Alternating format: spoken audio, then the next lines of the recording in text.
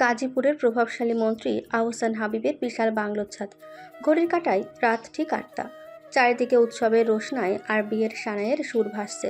ছাদের অন্ধকার এক কোণায় ভারী লাল লেহেঙ্গা আর পায়ে সাদা কেটস পরে দাঁড়িয়ে আছে তাসনিয়া হাবিব তিথি। তার সামনে কাঁচুমাচু হয়ে দাঁড়িয়ে আছে তার ব্যক্তিগত বডিগার্ড কুদ্দুস আলী, যার গ্রামের বাড়ি জামালপুর। দড়িটা শক্ত করে বাঁধছিস তো কুদ্দুস? আফা, আমার হাত কাঁপতাছে। কুদ্দুস তোতলাতে তোতলাতে ছাদের পিলারের সাথে মোটা নাইলনের দড়ি পেঁচাতে থাকে। হাত কপালে পা দিয়ে বাঁধ, কিন্তু গিট খুললে তুই শেষ। মন্ত্রী সাহেব আমারে জ্যান্ত পুইতা ফালাইব আপ্পা। আমার জামালপুরের বউ পোলাপান এতিম হইয়া যাইব। আর আমি কি তোকে বিরিয়ানি খাওয়াবো?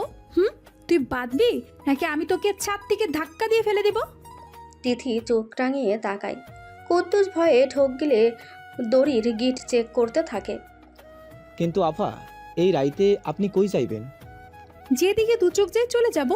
ওই দুর্নীতিবাজ এমপির গুন্ডামার্কা ছেলের সাথে আমি কিছুতে এঙ্গেজমেন্ট করব না। পোলা তো আপা দেখতে মাশাআল্লাহ ভালোই, সরকারি বড় চাকরিও করে। তুই চুপ করবি? সরকারি চাকরি করে তো কি হয়েছে? ওর মাথায় তো ঘিলু নেই, সব গোবর। আর আমার বয়স মাত্র 17, আমি এখন বিয়ে করব কেন?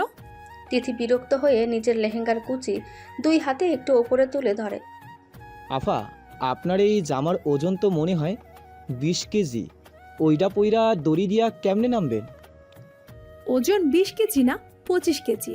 আর এটা আমি খুলতে পারবো না, কারণ এটার ভেতরে হাজার হাজার সেফটি পিন মারা আছে। তাইলে ক্যাডেস জুতা কেন আপা? নিচে তো সবাই আপনারে হাই হিল পরাইয়া খুঁজতাছে, আর আপনি নিজের এঙ্গেজমেন্টে রাইখা পালাইতাছেন।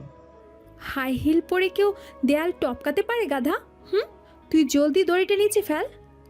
কুদ্দুস কাপা কাপা হাতে দড়ির এক প্রান্ত ছাদের কার্নিশ দিয়ে নিচে ঝুলিয়ে দেয়। আফা, আমার বুকের ভেতর কেমন ধরসর করতাছে। আমি কি একটু পানি খামো? একদম না, তুই দড়িটা শক্ত করে ধরে থাকবি। আমি নিচে নেমে টান দিলে তবে ছাড়বি, বুঝতে পেরেছিস? জি আফা, কিন্তু আপনি নামার পর আমি কি করবো? তুই সোজা নিচে গিয়ে সবাইকে বলবি আমি ওয়াশরুমে ঢুকে দরজা আটকে দিয়েছি। ব্যাস, বাকিটা আমি বুঝে নেব। তিথি লেহেঙ্গার ভারী কাপড় কোমরে গুজে নিয়ে ছাদের কার্নিশে উঠে বসে। নিচে ঘুরঘুরে অন্ধকার বাগান। আমি নামছি কুদ্দুস, দড়ি ছাড়িস না কিন্তু। আল্লাহর নাম লইয়া নামেন আফা, আপনি শক্ত কইরা ধরছি। তিথি দড়ি ধরে ধীরে ধীরে নিচের দিকে নামতে শুরু করে। লেহেঙ্গার ভারে তার হাত ছিলে যাওয়ার উপক্রম হয়। কুদ্দুস ছাদের ওপর থেকে প্রাণপণ শক্তিতে দড়ি ধরে রাখে, কিন্তু কয়েক সেকেন্ড পরেই তিথির হাতের গ্রিপ ফসকে গিয়ে যেতে শুরু করে। ওরে বাবা রে বাবা, এত ভার কেন এই ড্রেসটা? তিথি বিড়বিড় করে বলে। তার হাত থেকে দড়ি পিছলে যেতে থাকে। সে বুঝতে পারে আর কয়েক সেকেন্ডের মধ্যে সে সোজা নিচে গিয়ে পড়বে। এদিকে ছাদ থেকে নামার এই ধস্তাধস্তির মাঝেই সময় গড়িয়ে রাত 8:30 বেজে যায়। প্রাসাদের পেছনের অন্ধকার বাগানে তখন একদম শুনশান নীরবতা। বাগানের এক কোণায় মেন সিকিউরিটি প্যানেলের সামনে দাঁড়িয়ে আছে রায়ান আহমেদ রুদ্র। পরনে অত্যন্ত দামি কালো স্যুট, চোখে তীক্ষ্ণ দৃষ্টি। রুদ্র পেশায় স্পেশাল ইন্টেলিজেন্সের একজন তুখোড় অফিসার এবং আজকের গল্পের নায়ক। তবে আজ সে এক ধনকুবের ব্যবসায়ীর ছদ্মবেশে এই পার্টিতে এসেছে। তার লক্ষ্য মন্ত্রীর গোপন সিন্দুক থেকে একটি মাইক্রোচিপ উদ্ধার করা। কবির, তুই কি সিস্টেমের ফায়ারওয়াল বাইপাস করতে পেরেছিস? রুদ্র তার কানে থাকা ছোট ব্লুটুথ এয়ারপিসে ফিসফিস করে কথা বলে। অপর প্রান্তে আছে তার টেক এক্সপার্ট বন্ধু কবির। আর কতক্ষণ লাগবে তোর? এখানে সিকিউরিটি রাউন্ড দিচ্ছে। রুদ্র এক হাতে প্যানেলের তারগুলো জোড়া দিচ্ছে আর চারিদিকে সতর্ক নজর রাখছে। ঠিক আছে, তুই 2 মিনিটের মধ্যে মেন সার্ভার ডাউন করে দে, আমি ভেতরে ঢুকছি। রুদ্র কথা শেষ করে প্যানেলের শেষ তারটি কাটতে যাবে, ঠিক সেই মুহূর্তে ওপর থেকে একটা ভারী কিছু সোজা তার গায়ের ওপর এসে পড়ে। রুদ্র কিছু বুঝে ওঠার আগে ধপাস করে মাটিতে ছিটকে পড়ে। তার ওপর ভারী লেহেঙ্গা পরা তিথি এসে পড়েছে। মা গো মা, মরে গেলাম গো মা। তিথি ব্যথায় কুকতে কুকতে চিৎকার করে ওঠে। রুদ্র বিদ্যুৎ গতিতে ঘুরে তিথির গায়ের ওপর চেপে বসে এক হাত দিয়ে তার মুখ শক্ত করে চেপে ধরে। একদম চুপ। একটা আওয়াজ করলে গান মটকে দেব। রুদ্র গলা বরফের মতন ঠান্ডা। তিথি ভয়ে বড় বড় চোখ করে রুদ্রের দিকে তাকিয়ে থাকে। অন্ধকারে দুজনের মুখ খুব কাছাকাছি। হুম হুম চুপ থাকতে বলছি না? তুই কে? এখানে কি করছিস? তিথি রুদ্রর হাত থেকে মুখ ছাড়ানোর জন্য ধস্তাধস্তি করতে থাকে। তার মনে হচ্ছে এই লোকটা নির্ঘাত কোনো কিডন্যাপার। হুম ছাড়ুন বলছি। তিথি রুদ্রর হাতে সজোরে কামড় বসিয়ে দেয়। রুদ্র ব্যথায় হালকা কুকিয়ে ওঠে, হাত সরিয়ে নেয়। শিট, তুই তো দেখছি আজ তো একটা জঙ্গলি বিড়াল। কামড়ালি কেন? আপনি আমার মুখ চেপে ধরেছিলেন কেন? কে আপনি? আমাকে কিডন্যাপ করতে এসেছেন তাই না? হুম হুম তিথি ফিসফিস করে অত্যন্ত রাগী গলায় কথাগুলো বলে, সাথে নিজের ভারী লেহেঙ্গা সামলে ওঠার চেষ্টা করে। তোকে কিডন্যাপ করে আমার খিলা? আমি কি পাগল নাকি? তাহলে অন্ধকারে এখানে লুকিয়ে কি করছিলেন? চোর আপনি। আমি এক্ষুনি সিকিউরিটি ডাকছি। রুদ্র বুঝতে পারে এই মেয়ে পুরো মিশন বরবাদ করে দেবে। সে দ্রুত তিথির হাত চেপে ধরে তাকে দেওয়ালের সাথে ঠেসে ধরে। শুন পেয়েছি, আমি চোর না। আর তুই যদি এখন সিকিউরিটি রাখিস, আমি তোকেও সাথে করে নিয়ে যাব। আরে ফিরছে কাকে বলেন? হ্যাঁ, আমার বয়স 17 আর আপনি আমাকে নিয়ে যাবেন মানে? হ্যাঁ, জানেন আমি কে? তুই যেই হোস না কেন, এই মুহূর্তে তুই আমার মিশন মানে আমার কাজ নষ্ট করছিস। হঠাৎ বাগানের ওপাশ থেকে দুজন সিকিউরিটি গার্ডের টর্চের আলো এদিকে আসতে শুরু করে।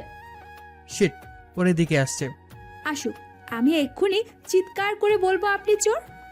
রুদ্র বুঝতে পারে বোঝানোর সময় নেই। সে এক ঝটকায় তিথিকে কোলে তুলে নেয় এবং অন্ধকার ঘেঁষে প্রাসাদের পেছনের ছোট্ট দরজা দিয়ে ভেতরে ঢুকে যায়। কি করছেন কি? নামান আমাকে, অসভ্য লোক। চুপ কর, বাঁচতে চাইলে মুখ বন্ধ রাখ। রুদ্র তাকে নিয়ে একটি সরু করিডোর দিয়ে এগোতে থাকে। তিথি রুদ্রের কাঁধে ক্রমাগত কিল মারতে থাকে। নামান বলছি, আমার লেহেঙ্গার পিনগুলো আপনার শুটে আটকে যাচ্ছে। তোর এই থাম্বুর মতো জামা পরে তুই পালাচ্ছিস কেন? তুই কি ছাদ থেকে পড়েছিস?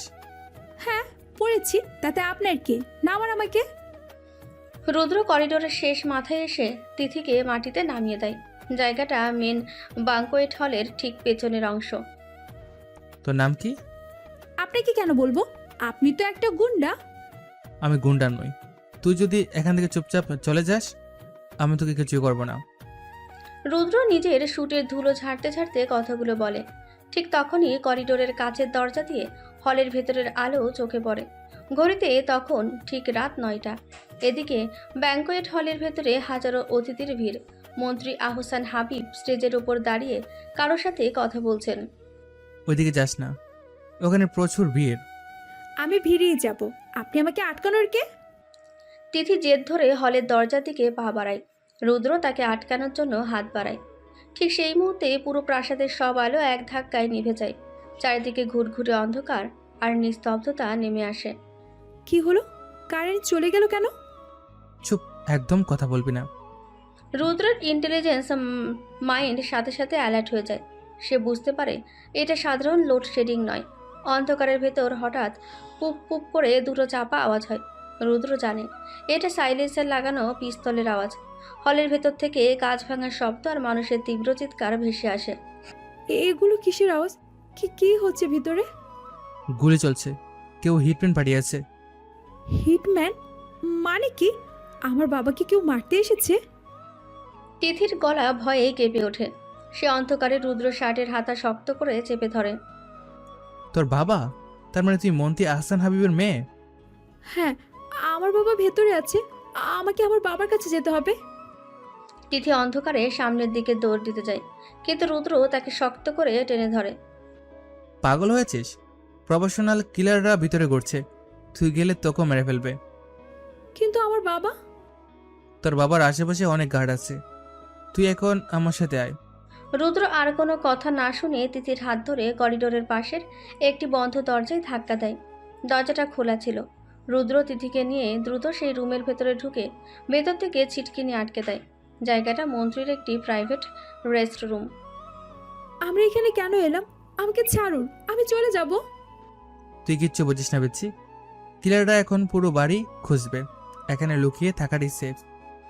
ঘরের ভিতর দম বন্ধ করা অন্ধকার। তিথি ভয়ে কাঁপছে। রুদ্র দরজার ফাঁক দিয়ে বাইরের পরিস্থিতি বোঝার চেষ্টা করছে। কবির, তুই শুনতে পাচ্ছিস? তুই কি পেরিমিটার চেক করতে পারবি?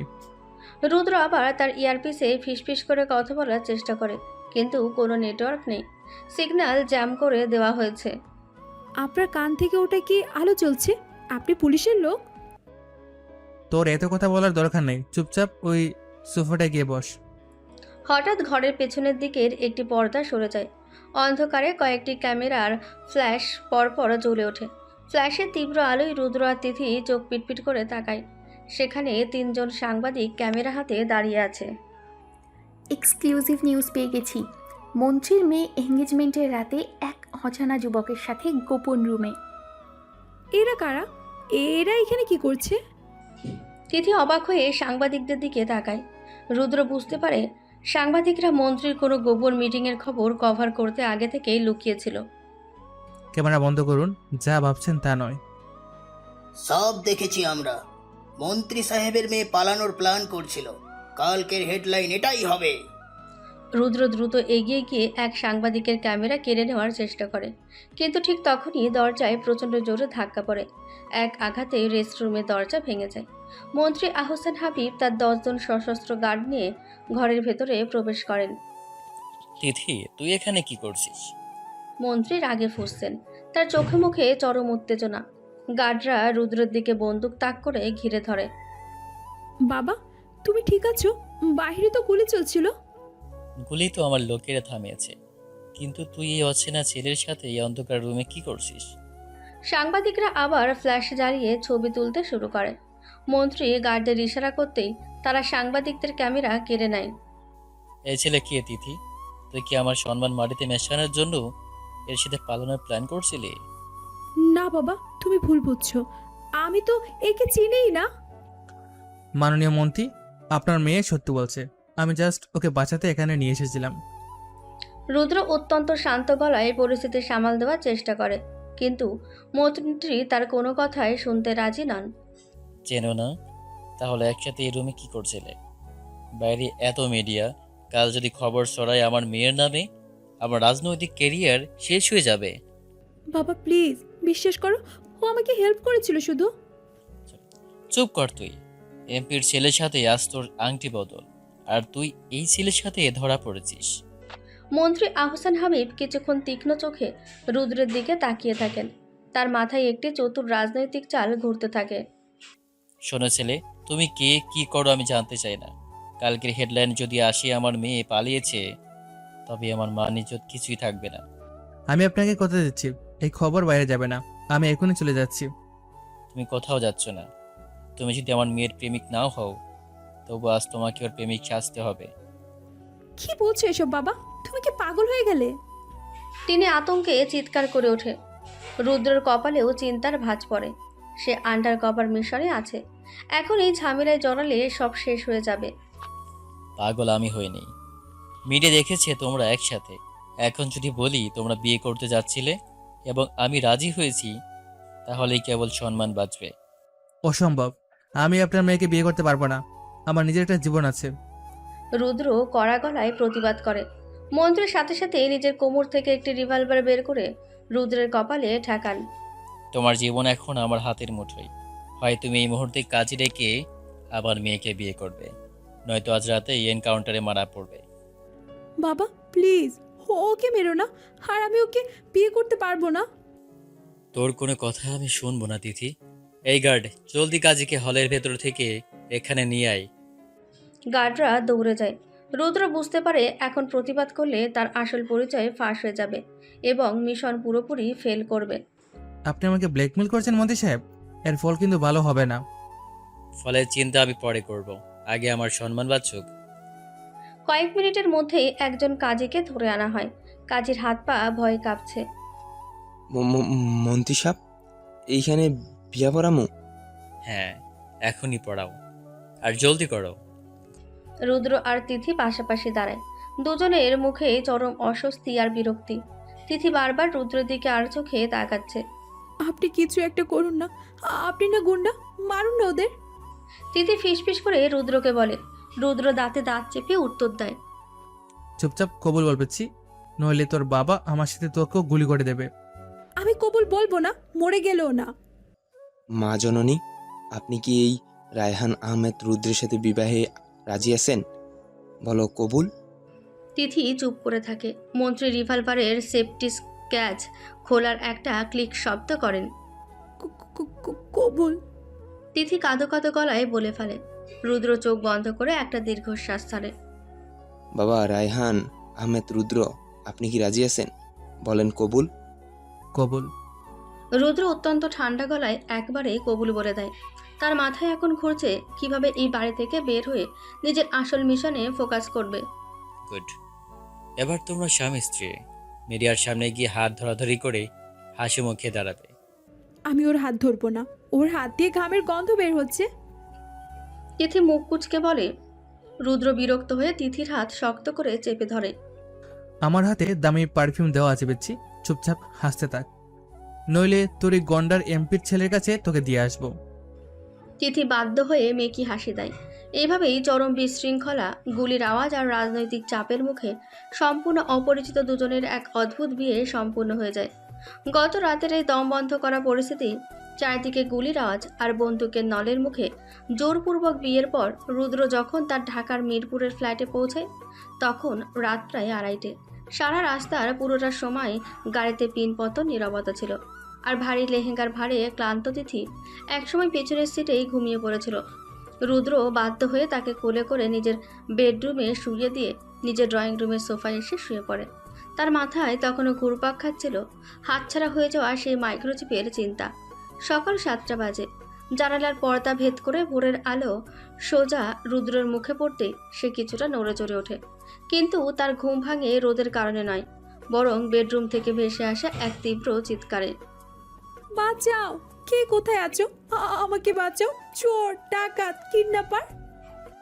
রুদ্র ধরফর করে সোফা থেকে উঠে বসে এবং দ্রুত বেডরুমের দিকে ছুটে যায়। সে দেখে তিথি বিছানার এক কোণায় কুঁকড়ে বসে আছে। তার পরনে লাল বেনারসি শাড়ি আর হাতে আত্মরক্ষার জন্য একটা নরম বালিশ। কি হয়েছে, সকালবেলা এভাবে চিল্লেছিস কেন? আপনি কে? আপনি এখানে কিভাবে এলেন? আর আমার গায়ে এই বৃষ্টি লাল শাড়িটা কে পরালো? তোর কি মেমোরি লস হয়ে গেছে বিচ্ছি? আমাকে পিচ্ছি বলবেন না। আমি জানতে চাইছি আমার লেহেঙ্গা কোথায়? কাল রাতে তোর বাবার বন্দুকের নলের সামনে দাঁড়িয়ে যে তুই আমাকে কবুল বললি সেটা ভুলে গেছিস? আমি কবুল বলিনি, বাবা জোর করে বলিয়েছে। আর আমি তো লেহেঙ্গা পরেছিলাম। এই শাড়ি কোথা থেকে এলো? গাড়িতে ওঠার আগে তোর বাবা ওই লেহেঙ্গা বলতে এই শাড়ি পরিয়ে দিয়েছিল মিডিয়াকে দেখানোর জন্য। আমার কি খেয়ে দিয়ে কাজ নেই যে তোর শাড়ি বদলাতে যাব? তিথি সন্ধিহান চোখে রুদ্রের দিকে তাকায়। তারপর বিছানা থেকে নেমে রুদ্রের দিকে এক পা এগিয়ে আসে। আপনি যে সত্যি সত্যি আমার কোনো ক্ষতি করেননি তার গ্যারান্টি কি? গ্যারান্টি হলে তুই এখনো জ্যান্ত দাঁড়িয়ে আছিস এবং আমার কানের পর্দা ফাটিয়ে দিচ্ছিস। তাহলে তাহলে আনলেন কেন এখানে? আমি তো বলিনি আমাকে আপনার ওই কবুতরের খোপের মতো ছোট ফ্ল্যাটে নিয়ে আসতে। তোর বাবা আমাকে থ্রেট করেছে, বলেছে তোকে ডিভোর্স দিলে আমাকে ঘুম করে দেবে।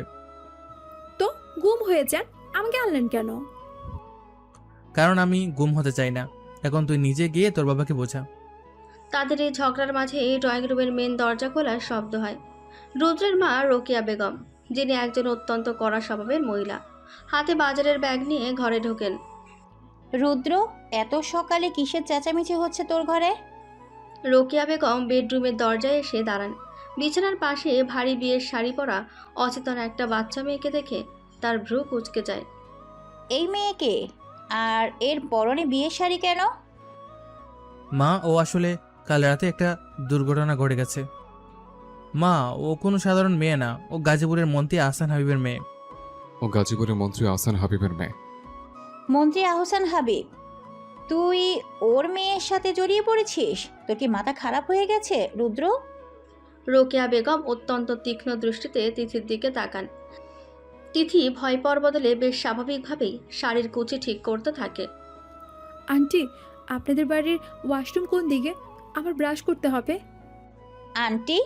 আমি তোর শাশুড়ি হই, আর বড়দের সাথে কিভাবে কথা বলতে হয় সেটা শিখিসনি তুই? শিখেছি তো, কিন্তু আপনি তো এখনো আমাকে সালাম দেননি।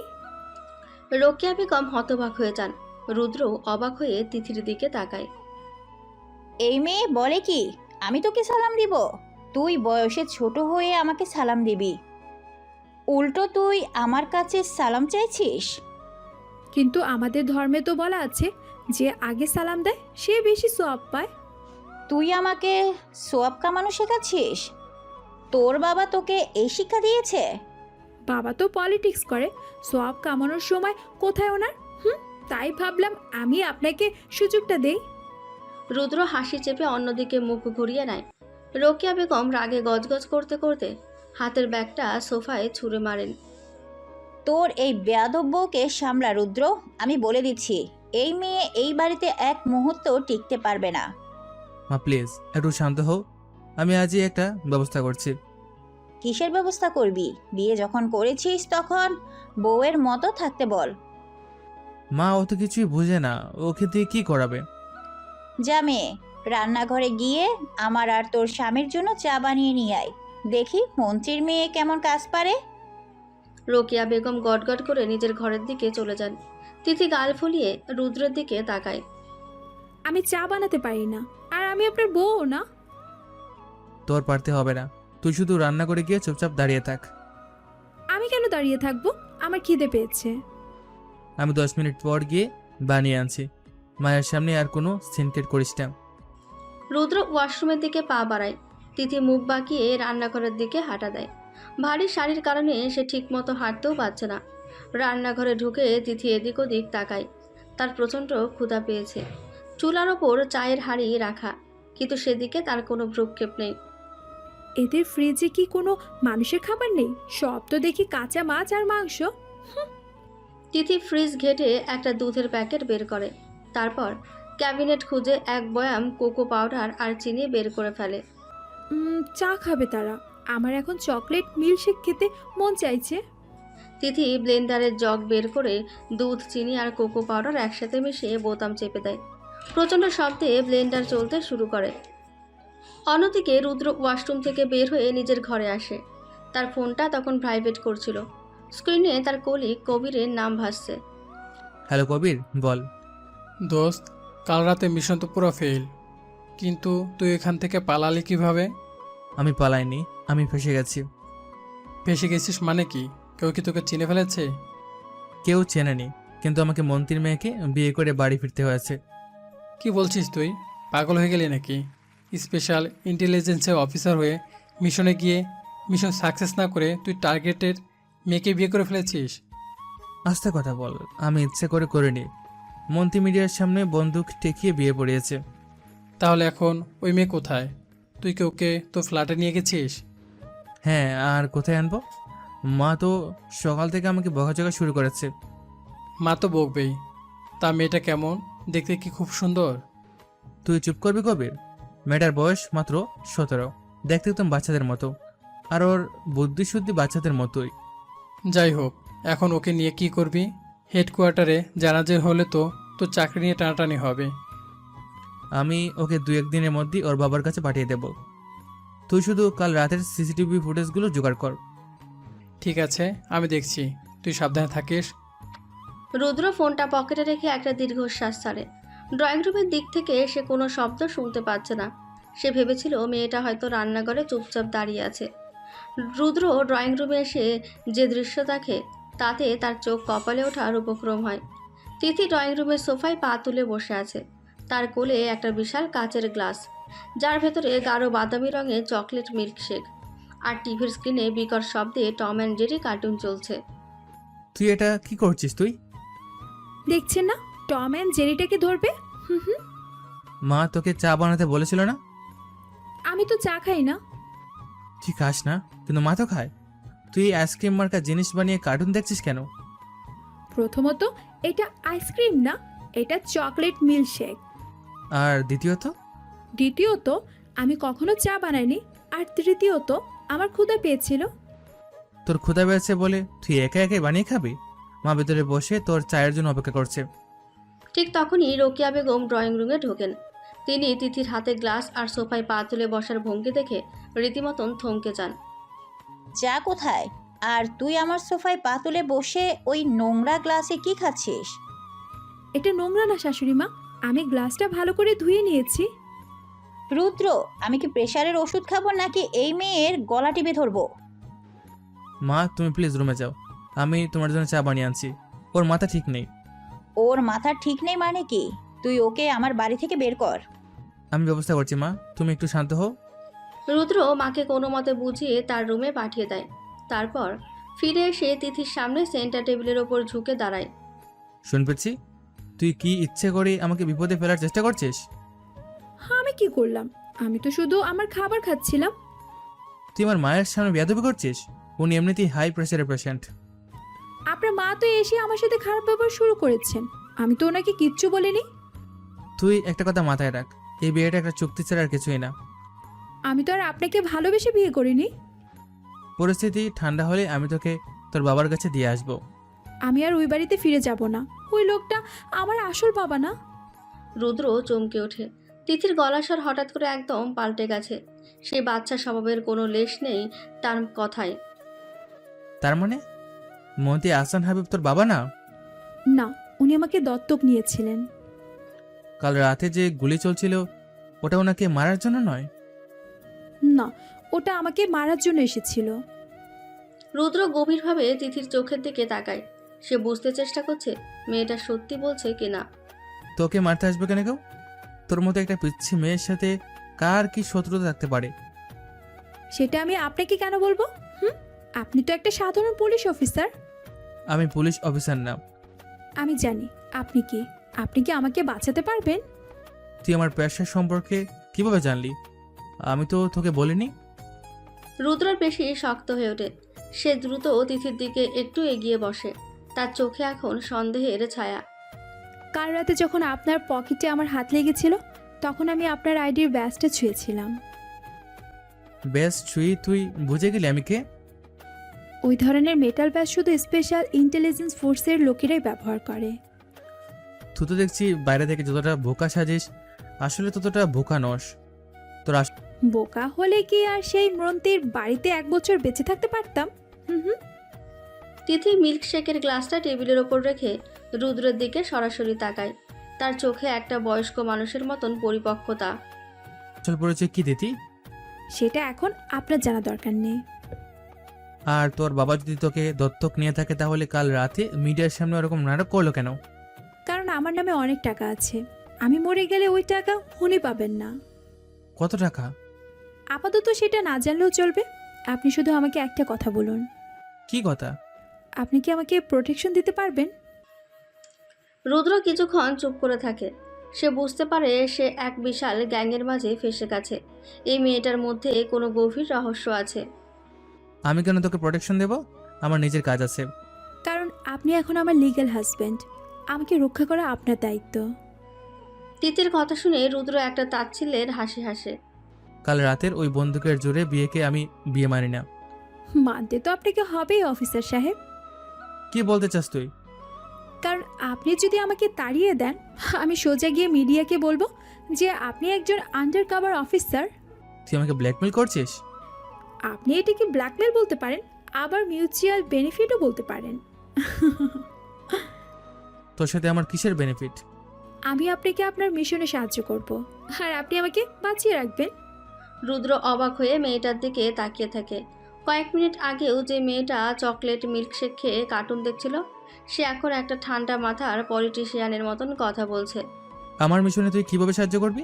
শুধু একটা বাচ্চা মেয়ে। আমি বাচ্চা মেয়ে হতে পারি, কিন্তু ওই বাড়ির সিকিউরিটি সিস্টেম আমার নখদর্পণে। আর কি জানিস তুই? বাবার সিন্ধুকের পাসওয়ার্ড আর সব কালো টাকার হিসেব আমি জানি। রুদ্র চোখ চকচক করে ওঠে। সে যে মাইক্রোচিপটা চুরি করতে গিয়েছিল সেটা এই মেয়েটার সাহায্য ছাড়া পাওয়া প্রায় অসম্ভব। তার মানে তুই আমাকে ওই মাইক্রোচিপটা এনে দিবি? হ্যাঁ দেব, কিন্তু তার আগে আপনাকে আমার একটা শর্ত মানতে হবে। কি শর্ত? আমাকে শাড়ি পরা শিখিয়ে দিতে হবে। রুদ্র সিরিয়াস মুডটা আবার এক মুহূর্তে উধা হয়ে যায়। সে বিরক্তিতে নিজের কপাল ঘষতে থাকে। আমি তোকে শাড়ি পরা শেখাবো? আমি কি দর্জি নাকি? আমি তোকে শাড়ি পরা শেখাবো? আমি কি দর্জি নাকি যে শাড়ি পরা শেখাবো? ওই 25 কেজি ওজনের কাপড় পরে আমি এক পাও হাঁটতে পারছি না। আমি শাড়ি বাঁধতে জানি না। তাহলে আপনার মাকে বলুন আমাকে পরিয়ে দিতে। মায়ের কাছে তোর যাওয়ার দরকার নেই, ওনার যে মেজাজ তোকে মেরেই ফেলবে। তাহলে আমি কি করব? আমার তো কোনো জামা কাপড় এখানে নেই। তুই রুমে যা, আমি আমার আলমারি থেকে তোকে একটা টি শার্ট আর ট্রাউজার বের করে দিচ্ছি, আপাতত ওগুলো পরে থাক। তিথি খুশি হয়ে মাথা নাড়ে। সে সোফা থেকে ওঠার চেষ্টা করে, কিন্তু শাড়ির কুচিতে পা আটকে সোজা সামনের দিকে পড়ে যেতে নাই। রুদ্র দ্রুত হাত বাড়িয়ে তিথিকে ধরে ফেলে। তিথির মুখ গিয়ে পড়ে রুদ্রের বুকের ওপর। দুজনের চোখাচোখি হয়। এক মুহূর্তের জন্য পুরো ড্রয়িং রুমের পরিবেশ একদম শান্ত হয়ে যায়। আমি আসলে পা পিছলে। তুই কি চোখ বন্ধ করে হাঁটিস? সোজা হয়ে দাঁড়া। রুদ্র খুব সাবধানে তিথিকে সোজা করে দাঁড় করিয়ে দেয়, তবে তার গলার স্বর আগের মতন অতটা রুক্ষ নয়। ধন্যবাদ। কিসের জন্য? আপনি বাহির থেকে যতটা খিটখিটে, ভেতর থেকে ততটা খারাপ নন। তোর সাইকোলজি ক্লাস নিতে হবে না, সোজা রুমে গিয়ে বস। জামাগুলো কি আপনি দিয়ে আসবেন? হ্যাঁ আমি আনছি, তুই আর কোনো নতুন জামালা পাকাস না। তিথি গুটি গুটি পায়ে বেডরুমের দিকে চলে যায়। রুদ্র সোফায় বসে একটা গভীর শ্বাস নেয়। তার কোল্ড ব্ল্যান্ডেড ইন্টেলিজেন্স লাইফে এই পিচ্চি মেয়েটা যে একটা বিশাল সাইক্লোন নিয়ে এসেছে সেটা সে খুব ভালো করে বুঝতে পারছে। কিছুক্ষণ পর রুদ্র তার আলমারি কেটে একটা কালো রঙের ওভার সাইজড টি শার্ট আর একটা ধূসর রঙের ট্রাউজার বের করে বেডরুমের দিকে যায়। দরজা খোলা কেন? দরজা আটকে কাপড় চেঞ্জ করবি তো? আমি তো এখনো কাপড় খুলিনি, আটকে কি করব? এই না তোর জামা, এগুলো পরে নে। এগুলো তো আপনার জামা, আমার গায়ে কি ঠিকমতো হবে? তোর সাইজের জামা আমি পাবো কোথায়? আপাতত এগুলোই পরে নে, বিকালে বাজার থেকে কিনে আনবো। বাজার থেকে না, আমি শপিং মল থেকে কিনবো। তোর যা ইচ্ছা করিস, আগে এই শাড়িটা খোল। রুদ্র জামা কাপড়গুলো বিছানায় রেখে রুম থেকে বেরিয়ে যায়। তিথি দরজা আটকে দেয়। মিনিট 10 পর বেডরুমের দরজা খোলার শব্দ হয়। রুদ্র ড্রয়িং রুমের সোফায় বসে ল্যাপটপে কিছু একটা চেক করছিল। সে ঘাড় ঘুরিয়ে তাকায়। তিথি বেডরুম থেকে বেরিয়ে এসেছে। রুদ্র ওভার সাইজ টি শার্টটা তিথির হাঁটুর নিচ পর্যন্ত ঝুলছে, আর ট্রাউজারের নিচটা সে কয়েক ভাঁজ করে গুটিয়ে রেখেছে। তাকে দেখতে একদম একটা ছোট্ট বাচ্চার মতোই লাগছে। কেমন লাগছে আমাকে? জোকারের মতো লাগছে। আপনি একটা অসভ্য লোক। কেউ এভাবে মুখের উপর সত্যি কথা বলে? কারণ আমি মিথ্যা বলতে পারি না। তুই এসে সোফায় বস, তোর সাথে আমার কিছু সিরিয়াস কথা আছে। আমার আর কোনো কথা বলার মুড নেই, আমার এখন ঘুম পাচ্ছে। তুই তো এইমাত্র ঘুম থেকে উঠলি, এখন আবার ঘুম পাচ্ছে? গতরাতে আমি গাড়িতে ভালো করে ঘুমাতে পারিনি। আপনার গাড়ির সিটগুলো খুব শক্ত। আমার গাড়ি কোনো 5 স্টার হোটেলের বিছানা না। তুই আগে আমার কথা শোন। কি কথা? কাল রাতে তোকে কে মারতে এসেছিল? তুই কি কাউকে সন্দেহ করিস? বাবার ডান হাত মির্জা আঙ্কেলকে আমার সন্দেহ হয়। মির্জা? কেন? কারণ উনি সব সময় আমাকে বাঁকা চোখে দেখেন, আর উনি জানেন বাবার সম্পত্তির এক বড় অংশ আমার নামে। আর তোর বাবা, উনি কি কিছু জানেন? বাবা জানতেও পারে, আবার নাও জানতে পারে, তবে বাবা আমাকে মরতে দেবে না। তোর এই ট্রাস্ট ফান্ডের টাকা তুই কবে হাতে পাবি? আমার 18 বছর পূর্ণ হলে। তোর 18 বছর কবে পূর্ণ হবে? আগামী মাসে। রুদ্র ল্যাপটপের স্ক্রিন থেকে চোখ সরিয়ে তিথির দিকে তাকায়। তার মস্তিষ্কে একটা হিসেব মিলে যেতে শুরু করেছে। তার মানে আগামী মাসে তোর 18 বছর পূর্ণ হওয়ার আগেই কেউ তোকে রাস্তা থেকে সরিয়ে দিতে চাইছে। হ্যাঁ, ঠিক ধরেছেন। আর তুই সেই সুযোগে আমার গাড়ি চেপে বসেছিস? আমি চাপিনি, আপনি আমাকে জোর করে নিয়ে এসেছেন। আমি তো বাসা থেকে পালাতে চেয়েছিলাম, আপনি তো জোর করে ওই রুমে নিয়ে গেলেন, আর তারপরে তো এসব হলো। আমি জোর করিনি, তোর বাবা বন্দুক ঠেকিয়েছিল। যেটাই হোক, এখন আপনি আমার স্বামী, আমার দায়িত্ব আপনার। রুদ্র বিরক্তি নিয়ে ল্যাপটপ বন্ধ করে দেয়। এই মেয়েটার সাথে কথায় যেতে সম্ভব না। তুই এখন গিয়ে ঘুমা, আমি দুপুরে খাবার সময় ডাকবো। আপনার মা যদি আবার এসে বকা দেন? মা কিছু বলবে না, আমি কথা বলে নেব। ঠিক আছে, তবে আমাকে একটু দুপুরে বিরিয়ানি খাওয়াতে হবে। তুই কি বিরিয়ানি খাওয়ার জন্য এখানে এসেছিস? আপনার বাড়িতে কি বিরিয়ানিও নেই? নেই, আমি নিজে রান্না করে খাওয়াবো। তুই এখন যা। তিথি মুখ বাঁকিয়ে বেডরুমের দিকে চলে যায়। রুদ্র সোফায় হেলান দিয়ে চোখ বন্ধ করে।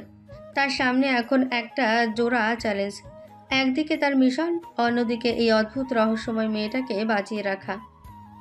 সকালের এআই অদ্ভুত আর হাস্যকর পরিস্থিতির পর বেশ কয়েক ঘন্টা কেটে যায়।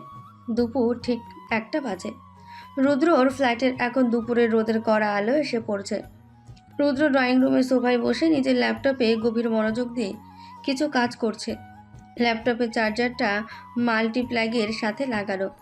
এমন সময় রান্নাঘর থেকে হাতের কাজ ছেড়ে রোকেয়া বেগম রুদ্রের বেডরুমের দিকে যান মেয়েটাকে দুপুরের খাওয়ার জন্য ডাকতে, কিন্তু দরজা অর্ধেক খোলাই ছিল আর ভেতরের দৃশ্য দেখে তার চোখ কপালে ওঠে। হিয়া মাবুদ, এই মেয়ে, তুই এগুলো কি পরে আছিস? তিথি রুদ্রের বিশাল সাইজের কালো টি শার্ট আর গুটিয়ে রাখা ট্রাউজার পরে বিছানায় বসে পা তুলাচ্ছিল। রোকেয়া বেগমের চিৎকারে সে চমকে ওঠে। কেন শাশুড়ি মা, আমি তো জামা কাপড়ই পরে আছি। তোর নিজের কোনো শালীনতা নেই? তুই আমার ছেলের জামা পরে বসে আছিস। আমার তো কোনো জামা নেই এখানে, আর আপনার ছেলে তো আমাকে এগুলো পরতে দিল। আমার ছেলে তো একটা গাধা, কিন্তু তোর তো আক্কেল থাকা উচিত। একটা নতুন বউ এমন ছেলেদের মতো কাপড় পরে থাকে? নতুন বউরা তাহলে কি পরে শাশুড়ি মা? ওই 25 কেজি ওজনের শাড়ি? মুখে মুখে তর্ক করবি না একদম। এক্ষুনি আমার সাথে ড্রয়িং রুমে আয়। রোকেয়া বেগম নিজের আলমারি থেকে একটা হালকা সুতির শাড়ি বের করে তিথির হাতে ধরিয়ে দেন এবং তাকে প্রায় টেনে ড্রয়িং রুমে নিয়ে আসেন। রুদ্র, তুই ল্যাপটপ বন্ধ কর। তোর এই বেয়াদব বউকে আমি এখনই শাড়ি পরা শেখাবো। মা, আমি একটু জরুরি কাজ করছি, তোমরা অন্য রুমে গিয়ে শেখো না। আমার রুমে এসি নেই, গরমে আমি সেদ্ধ হতে পারবো না। তুই তোর কাজ কর, আমরা তো আর তোকে ডিস্টার্ব করছি না। রুদ্র একটা দীর্ঘশ্বাস ফেলে আবার ল্যাপটপের স্ক্রিনে মনোযোগ দেয়। তার কানে ইয়ারফোন, স্ক্রিনে কিছু এনক্রিপ্টেড ডেটা। নে ধর এই শাড়ির আঁচল, আগে কুচি করা শেখ। শাশুড়ি মা, এই শাড়িটা তো অনেক লম্বা, আমি এটা পরে হাঁটবো কিভাবে? সব মেয়েরাই শাড়ি পরে হাঁটে, তুই কি আকাশ থেকে পড়েছিস? কিন্তু আমি তো জিন্স আর ফতুয়া পরতেই বেশি পছন্দ করি। আমার বাড়িতে ওসব বেহায়াপনা চলবে না। ডান হাত দিয়ে কুচিগুলো ধর। তিথি অত্যন্ত বিরক্তি নিয়ে শাড়ির কুচিগুলো ধরার চেষ্টা করে, কিন্তু সুতির কাপড় বারবার তার হাত থেকে ফসকে যাচ্ছে। উফ, এগুলো তো একসাথে থাকছে না। তোর মনোযোগ তো কাজের দিকে নেই, তুই তো শুধু বক বক করছিস। আপনি আমাকে বকা দিচ্ছেন কেন? আমি তো চেষ্টা করছি। তোর চেষ্টা দিয়ে আমার চুলা জ্বলবে না। শাড়িটা কোমরে গুজে সোজা হয়ে দাঁড়া। তিথি শাড়ির সামনের অংশটা কোনো মতে কোমরে গুজে পেছনের দিকে এক পা পিছাতে যায়। ঠিক তখনই তিথির পা সোজা গিয়ে পড়ে রুদ্রের ল্যাপটপের চার্জারের তারের ওপর। তারে টান পড়তে সেন্টার টেবিল থেকে ল্যাপটপটা সোজা মেঝেতে আছড়ে পড়ে। বিকট একটা শব্দ হয়। রুদ্র ল্যাপটপের স্ক্রিন সাথে সাথেই কালো হয়ে যায়। পুরো ড্রয়িং রুমের পিনপতন নীরবতা নেমে আসে। আল্লাহ গো, এই মেয়ে তো দেখছি সাক্ষাৎ একটা আপদ। রুদ্র চোয়ালের পেশি শক্ত হয়ে যায়। সে ধীরে ধীরে সোফা থেকে উঠে দাঁড়ায় এবং মেঝেতে পড়ে থাকা ল্যাপটপের দিকে তাকায়। তুই এটা কি করলি? আমি তো ইচ্ছে করে করিনি, আমার পা আটকে গিয়েছিল। তোর কি চোখ নেই? তুই দেখতে পাস না নিচে তার পড়ে আছে? আমি তো শাড়ির দিকে তাকিয়েছিলাম। তোর এই একটা ভুলের জন্য আমার কত বড় ক্ষতি হয়ে গেল তুই জানিস? রুদ্রের গলার আওয়াজ এতটা গম্ভীর আর ভয়ঙ্কর ছিল যে তিথি কয়েক পা পিছিয়ে যায়। তার চোখ দুটো পানিতে ছলছল করে ওঠে। আমি সত্যি খেয়াল করিনি। আপনি আমাকে এভাবে বকছেন কেন? কারণ তুই একটা আস্ত স্টুপিড, তোর কোনো কমন সেন্স নেই। রুদ্র, তুই ওকে এভাবে বকছিস কেন? ও তো শাড়ি পরতে গিয়ে পা পিছলে। মা, তুমি চুপ করো, ওর জন্য আমার ইম্পর্টেন্ট কাজটা নষ্ট হয়ে গেল। তিথি মাথা নিচু করে দাঁড়িয়ে থাকে, তার ঠোঁট কাঁপছে। রুদ্র রাগে ফুঁসতে ফুঁসতে তিথির দিকে এক পা এগোতেই সে থেমে যায়। তিথি ধীরে ধীরে মুখ তুলে রুদ্রের দিকে তাকায়। মেয়েটার চোখে জল টলমল করছে, কিন্তু রুদ্রের চোখ আটকে যায় অন্য একটা জায়গায়। তিথির চোখের দৃষ্টিতে শুধু ল্যাপটপ ভাঙার অপরাধ বোধ নেই, সেখানে একটা গভীর আদিম আতঙ্ক লুকিয়ে আছে। যেন রুদ্রের এই সামান্য ধমকেই মেয়েটার ভেতরের কোনো পুরনো ট্রমা জেগে উঠেছে। আমাকে আমাকে মারবেন না প্লিজ। তিথি অত্যন্ত অস্পষ্ট স্বরে প্রায় ফিসফিস করে কথাটি বলে। কথাটা শুনে রুদ্রের বুকটা ধক করে ওঠে। কি বলছিস তুই? আমি তোকে মারবো কেন? বাবা মানে উনি কোনো কিছু নষ্ট হলে আমাকে বেল্ট দিয়ে। তিথি কথাটা শেষ না করেই আবার মাথা নিচু করে ফেলে। তার হাত দুটো থরথর করে কাঁপছে। রুদ্রের ভেতরে সব রাগ মুহূর্তের মধ্যে জল হয়ে যায়। সে বুঝতে পারে এই মেয়েটা শুধু বোকা সাজার অভিনয় করে এসেছে। তার এই 19 বছরের জীবনে এমন কিছু অন্ধকার আছে যা সাধারণ মানুষের কল্পনার বাইরে। আমি তোকে মারবো না তিথি, আমি ওরকম মানুষ নই। সত্যি? হ্যাঁ সত্যি, তুই ভয় পাস না। রুদ্রের গলার স্বর এখন একদম শান্ত।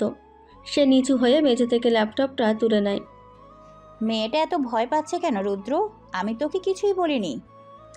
মা, তুমি ওকে শাড়ি পরাটা পরে শিখিও, এখন ওকে একটু একা থাকতে দাও। আমি কি রান্নাঘরে গিয়ে বসবো? না, তুই বেডরুমে গিয়ে রেস্ট নে, আমি ল্যাপটপটা ঠিক করার ব্যবস্থা করছি। তিথি কোনো কথা না বলে শাড়িটা কোনো মতে সামলে ধরে ধীর পায়ে বেডরুমের দিকে চলে যায়। রুদ্র তার যাওয়ার পথের দিকে তাকিয়ে থাকে। এই প্রথমবার সে মেয়েটার জন্য নিজের ভেতরে একটা অদ্ভুত টান অনুভব করে। দুপুর গড়িয়ে বিকেল হয়ে আসে। ঘড়ির কাঁটায় তখন ঠিক 5টা বাজে। দুপুরের খাওয়া শেষ করে সবাই যার যার রুমে বিশ্রাম নিচ্ছে। রুদ্রের এই সাধারণ ফ্ল্যাটের নিচে একটা গোপন বেসমেন্ট আছে। বাইরে থেকে দেখলে মনে হবে এটা কোনো স্টোর রুম। এই বেসমেন্টের ভেতরেই রুদ্রর ব্যক্তিগত ইন্টেলিজেন্স ল্যাব। রুদ্র বেসমেন্টের একটা বড় মনিটরের সামনে বসে আছে। তার পাশে বসে আছে তার ইন্টেলিজেন্স টিমের টেক এক্সপার্ট বন্ধু কবির। দোস্ত, কাল রাতে সিসিটিভি ফুটেজগুলো আমি হ্যাক করে বের করেছি। প্লে কর, আমাকে মেইন গেটের ফুটেজটা দেখা। এই দেখ, রাত 8:20 মেইন গেটে মন্ত্রীর ডান হাত মির্জা দাঁড়িয়ে আছে। মির্জা ওখানে কি করছিল? ওর তো ব্যাংকোয়েট হলে থাকার কথা। ওটাই তো সন্দেহ। দেখ, মির্জার পকেট থেকে একটা চাবি বের করে গার্ডকে দিচ্ছে। এটা তো পেছনের বাগানের ছোট গেটের চাবি। ঠিক বলেছিস। আর তার ঠিক 10 মিনিট পরেই ওই গেট দিয়ে হিটম্যানগুলো ভিতরে ঢুকেছে। তার মানে মির্জা ওদের ভেতরে ঢোকার রাস্তা করে দিয়েছে। কিন্তু মির্জা মন্ত্রীকে মারতে যাবে কেন? ও তো মন্ত্রীর সবচেয়ে কাছের লোক। ওরা মন্ত্রীকে মারতে আসেনি কবির, ওরা এসেছিল তিথিকে মারতে। তিথিকে? ওই পিচি মেয়েকে মেরে কার কি লাভ? লাভ আছে। তিথির নামে 1000 কোটি টাকার একটা ট্রাস্ট ফান্ড আছে। ও মহলে ওই টাকা মির্জা বা অন্য কেউ হাতিয়ে নিতে পারবে। ভাই, তুই তো একটা আস্ত বারোদের স্তবে বসে আছিস। এই মেয়েকে নিয়ে তুই বাঁচবি কিভাবে? বাঁচাতে আমাকে হবেই, আমাকে আগে ওই মাইক্রোচিপটা উদ্ধার করতে হবে। ঠিক সেই মুহূর্তে বেসমেন্টের ভারী লোহার দরজার বাইরে একটা খসখস শব্দ হয়। বাইরে কেউ আছে মনে হচ্ছে। মা তো এই সময় ঘুমায়, কে আসতে পারে? রুদ্র ইশারা করে কবিরকে চুপ করতে বলে। সে অত্যন্ত দ্রুত নিজের কোমর থেকে একটি লোডেড গ্লক পিস্তল বের করে। রুদ্র পা টিপে টিপে দরজার দিকে এগোয়। তার চোখ মুখ একদম শক্ত। বেসমেন্টের বাইরে কেউ কিছু একটা খুঁজছে। দরজা খুললে আমি যদি শুট করতে বলি তুই কভার ফায়ার দিবি। রেডি আছি। রুদ্র বাঁ হাত দিয়ে দরজার নবটা শক্ত করে ধরে এবং এক ঝটকায় দরজাটা খুলে ফেলে। ডান হাতে থাকা পিস্তলটা সে সোজা সামনের দিকে তাক করে। Hands up. কিন্তু দরজার বাইরে কোনো গুপ্ত ঘাতক নেই। সেখানে দাঁড়িয়ে আছে তিথি। তার পরনে এখনও সেই রুদ্রের বড় টি শার্ট আর তার কোলে একটা ছোট্ট নোংরা বিড়ালছানা। মা গো, আপনি আমাকে গুলি করবেন কেন? তিথি ভয়ে বিড়ালছানাটাকে শক্ত করে জড়িয়ে ধরে প্রায় বসে পড়ার উপক্রম হয়। রুদ্র দুটো পিস্তলটা নিজের পিঠের পেছনে লুকিয়ে ফেলে। কবিরও হাঁপ ছেড়ে বাঁচে। চরম একটা উত্তেজনার মুহূর্তে হঠাৎ করেই একটা হাস্যকর পরিস্থিতিতে পরিণত হয়। তুই এখানে কি করছিস? এটা তো স্টোর রুম। আমি তো বিড়াল ছানা খুঁজছিলাম। আমার বাড়িতে বিড়াল কোথা থেকে আসবে? রাস্তার ওই পাশের ডাস্টবিন থেকে আমি নিয়ে এসেছি। ও খুব কাঁদছিল। তুই রাস্তা থেকে নোংরা বিড়াল তুলে আমার বাড়িতে নিয়ে এসেছিস? ও তো নোংরা না, আমি ওকে বাথরুমে নিয়ে আপনার শ্যাম্পু দিয়ে গোসল করিয়েছি। রুদ্রর চোখ বড় বড় হয়ে যায়। কবির পেছন থেকে শব্দ করে হেসে ফেলে। তুই আমার দামি ইম্পোর্টেড শ্যাম্পু দিয়ে রাস্তার বিড়ালকে গোসল করেছিস? আপনার শ্যাম্পুর গন্ধটা খুব সুন্দর, একদম স্ট্রবেরির মতো। ভাই, ভাবি তো চরম কিউট কাজ করেছে। এই লোকটাকে উনি আমাকে ভাবি বলছেন কেন? ও আমার কলিগ কবির। আর তুই এই বিড়াল নিয়ে এক্ষুনি উপরে যা। আমি যাব, কিন্তু আপনি এই অন্ধকার ঘরে কি করছিলেন? আর আপনার হাতে ওটা কিসের লাইট জ্বলছিল? তিথি তীক্ষ্ণ দৃষ্টিতে বেসমেন্টের ভেতরের দিকে উকি দেওয়ার চেষ্টা করে। রুদ্র দ্রুত দরজাটা একটু চেপে ধরে। এখানে আমি কিছু পুরনো জিনিস খুঁজছিলাম। আপনার হাতে তো একটা বন্দুক ছিল, আমি দেখেছি। ওটা বন্দুক না, ওটা একটা ড্রিল মেশিন। আমি দেওয়াল ফুটো করার চেষ্টা করছিলাম। ঝিল মেশিন দিয়ে তো আপনি আমাকে হ্যান্ডস আপ করতে বললেন। আমি ভাবলাম কোনো চোর এসছে। তুই এত প্রশ্ন করছিস কেন? কারণ আমার সন্দেহ হচ্ছে কিসের সন্দেহ? আপনি এখানে বসে নিশ্চয়ই কোনো গোপন প্ল্যান করছেন, আমাকে জানাবেন না? তোর জানার কোনো দরকার নেই, তুই শুধু বিড়াল সামলা। ঠিক আছে, জানাবেন না, কিন্তু বিড়ালটা তো ক্ষুধা পেয়েছে, ওকে দুধ কে দিবে? আমি কি এখন তোর বিড়ালকে দুধ খাওয়াবো? তাহলে আমি আপনার মাকে গিয়ে বলি আপনি এই ঘরে কী সব যন্ত্রপাতি নিয়ে বসে আছেন। তিথি বাঁকা হাসি দিয়ে রুদ্রের দিকে তাকায়। রুদ্র বুঝতে পারে এই মেয়েটা তাকে রীতিমতো ব্ল্যাকমেল করছে। ঠিক আছে, তুই উপরে যা, আমি ফ্রিজ থেকে দুধ বের করে দিচ্ছি। আর শ্যাম্পুর বোতলটা ওয়াশরুমের ফ্লোরে পড়ে আছে, ওটাও তুলে রাখবেন। তুই একটা আস্ত শয়তান পিচ্ছি। তাই না অফিসার সাহেব? হুম। তিথি বিড়াল ছানাটাকে আদর করতে করতে উপরে চলে যায়। রুদ্র দরজার কাছে দাঁড়িয়ে একটা দীর্ঘশ্বাস ফেলে। দোস্ত, মেয়েটাকে তো সাংঘাতিক চালাক। আমি জানি ও আমাকে ব্যবহার করছে বাঁচার জন্য, আর আমাকে ওকে ব্যবহার করতে হবে ওই চিপটার জন্য। কিন্তু তোর কি মনে হয় ও শেষ পর্যন্ত তোর সাথে বেইমানি করবে না? আমি জানি না কবির, এই মেয়েটার চোখের দিকে তাকালে আমার মনে হয় ও পৃথিবীর সবচেয়ে নিরীহ মানুষ। আবার ওর কথাবার্তা শুনলে মনে হয় ও একটা আস্ত ডেভিল। সাবধানে থাকিস ভাই, মন্ত্রী মেয়ে বলে কথা। তোর কাজ তুই কর, আমি আসছি। রুদ্র বেসমেন্টের দরজা আটকে দিয়ে ওপরের তলার দিকে পা বাড়ায়। তার মাথার ভেতর এখন অনেকগুলো ছক একসাথে ঘুরছে। এই পিচ্চি বউয়ের সাথে তার এই অদ্ভুত সংসারটা যে খুব শীঘ্রই একটা বড় ধরনের ঝড়ের মুখে পড়তে যাচ্ছে, সেটা সে খুব ভালো করেই বুঝতে পারছে। পরের দিন রাতে সে বিড়ালছানা পর্ব এবং চাপা উত্তেজনার পর সকালটা বেশ শান্তভাবে শুরু হয়েছিল। কিন্তু সকালে নাস্তার টেবিলে বসে তিথি এক অদ্ভুত বায়না ধরে বসে, যা শুনে রুদ্রের কপালে চিন্তার ভাঁজ আরও গভীর হয়। আমি আজ কলেজে যাব। তোর কি মাথা খারাপ হয়ে গেছে? রুদ্র চায়ের কাপটা টেবিলে নামিয়ে রেখে অত্যন্ত বিরক্তি নিয়ে তিথির দিকে তাকায়। মাথা খারাপ হবে কেন? আমার আজ কেমিস্ট্রি প্র্যাকটিক্যাল এক্সাম আছে। তুই কি কাল রাতের ঘটনা বলে গেছিস? তোকে কেউ খুঁজছে। খুঁজুক, তাই বলে কি আমি আমার পড়াশোনা ছেড়ে দেব? পড়াশোনা পরে করিস, আগে তোকে বাঁচতে হবে। আমি এক্সাম না দিলে ফেল করব, আর ফেল করলে বাবা আমাকে আস্ত রাখবে না। রোকেয়া বেগম রান্নাঘর থেকে পরোটা ভাজতে ভাজতে তাদের কথায় শুনছিলেন। তিনি একটা প্লেটে পরোটা নিয়ে ডাইনিং টেবিলে এসে রাখেন। ও যখন যেতে চাইছে তখন যেতে দেয় না রুদ্র। মা, তুমি পরিস্থিতি বুঝতে পারছো না, বাইরে ওর জন্য বিপদ আছে। বিপদ তো আমারও আছে। ও সারাদিন বাড়িতে থাকলে আমার প্রেশার এমনিতেই বেড়ে যায়। শুনলেন তো, শাশুড়ি মাও চাইছেন আমি কলেজে যাই। মা তোকে তাড়িয়ে বাঁচতে চাইছে, আর তুই সেটা নিয়ে গর্ব করছিস? যেটাই হোক, আমি কলেজে যাবই। অসম্ভব, আমি কিছুতেই পারমিশন দেব না। আপনার পারমিশন আমার লাগবে না, আমি বাবাকে ফোন করে বডিগার্ড পাঠাতে বলছি। তিথি জেদ ধরে নাস্তার টেবিল থেকে উঠে পড়ে। রুদ্র বুঝতে পারে এই মেয়েকে জোর করে আটকে রাখা যাবে না, উল্টো সে যদি মন্ত্রীর লোকেদের ডাকে তবে পরিস্থিতি আরও জটিল হবে। দাঁড়া, মন্ত্রীকে ফোন করতে হবে না। তাহলে আপনি আমাকে যেতে দিচ্ছেন? হ্যাঁ দিচ্ছি, কিন্তু তুই একা যাবি না। তাহলে কার সাথে যাব? আপনি যাবেন আমার সাথে? আমি তোর সাথে গেলে সবাই আমাকে চিনে ফেলবে। আমি অন্য ব্যবস্থা করছি। কি ব্যবস্থা? তোর এই বুকা বডিগার্ড কুদ্দুসকে আমি খবর দিচ্ছি, ও ওর টিম নিয়ে তোকে এসকর্ট করে নিয়ে যাবে। কুদ্দুস তো একটা গাধা, ও আমাকে কিভাবে বাঁচাবে? ওকে শুধু তোর পাশে ছায়ার মতো থাকতে বলবি, বাকিটা আমি দেখছি। তিথি আর কোনো কথা না বাড়িয়ে নিজের ঘরে চলে যায় রেডি হওয়ার জন্য। রুদ্র দ্রুত তার ফোনটা বের করে কবিরকে একটা মেসেজ টাইপ করতে শুরু করে। সকাল 11টা। ধানমন্ডির একটি স্বনামধন্য প্রাইভেট কলেজের ক্যাম্পাস আর ছাত্রছাত্রীদের পদচারণায় বেশ সরগরম। কড়া পাহারায় তিথিকে নিয়ে কুদ্দুসারি কলেজের গেটে এসে পৌঁছয়। আফা, আমার কিন্তু খুব ডর করতেছে। তোর আবার কিসের ডর? তুই না বডিগার্ড? বডিগার্ড তো ঠিক আছে আপ্পা, কিন্তু সেই দিন রাইতে যেইভাবে গুলি চললো, আমার তো জান কবজ হওয়ার দশা। তুই একদম চুপ থাকবি। আমি ল্যাবে ঢুকছি, তুই দরজার বাইরে দাঁড়িয়ে থাকবি। জি আপা, আমি এক পাও নড়মু না। তিথি কলেজের দ্বিতীয় তলায় কেমিস্ট্রি ল্যাবের দিকে এগিয়ে যায়। করিডোরে ছাত্রছাত্রীদের বেশ ভিড়। ল্যাবের ভেতর তখনও কোনো শিক্ষক আসেনি। তিথি তার নির্ধারিত ডেস্কে গিয়ে বসে নিজের ব্যাগ থেকে প্র্যাকটিক্যাল খাতা বের করে। ঠিক তখনই ল্যাবের পেছনের দরজা দিয়ে 3 জন ছাত্র ভেতরে ঢোকে। তাদের কাঁধে ব্যাগ, কিন্তু চোখে মুখে একটা অস্বাভাবিক কাঠিন্য। ছাত্র 3 জন ল্যাবের মেন দরজার কাছে গিয়ে ভেতর থেকে ছিটকে নিয়ে আটকে দেয়। তিথি খাতা থেকে মুখ তুলে সেদিকে তাকায়। তোমরা দরজা আটকাচ্ছ কেন? ছেলে 3টির মধ্যে একজন, যার মুখে একটা হালকা কাটা দাগ আছে, সে ধীর পায়ে তিথির ডেস্কের দিকে এগিয়ে আসে।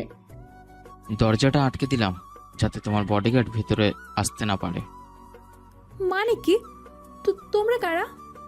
আমরা তোমার জম। কাল রাতে তুমি বেঁচে গেছো, কিন্তু আজ আর পালাতে পারবে না। তিথি আতঙ্কে কয়েক পা পিছিয়ে যায়।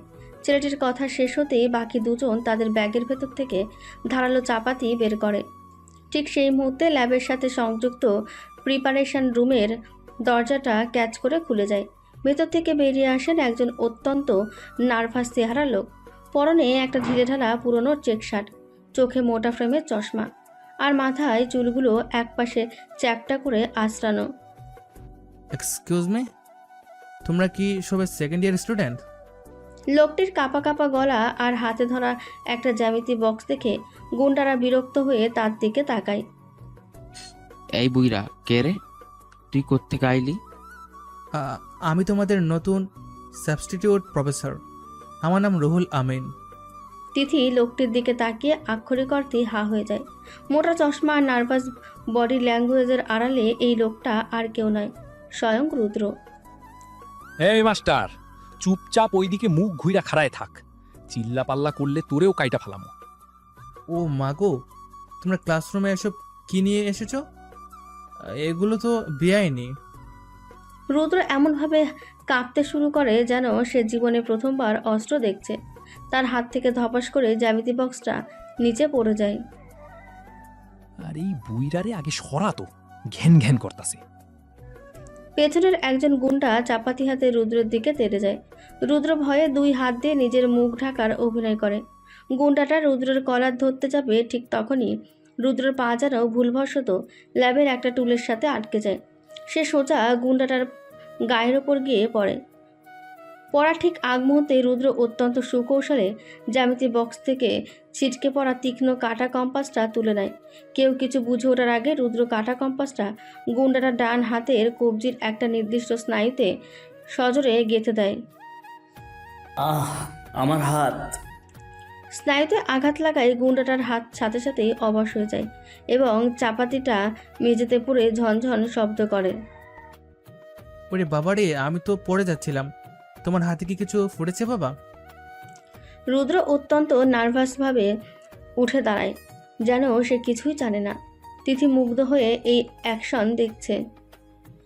হারামজাদা মাস্টার, তুই ওরাতে কি মারছিস? কাটা দাগওয়ালা ছেলেটা এবার ক্ষিপ্ত হয়ে রুদ্রের দিকে দৌড়ে আসে। আমি তো কিছু করিনি, আমি তো শুধু ডাস্টারটা খুঁজছিলাম।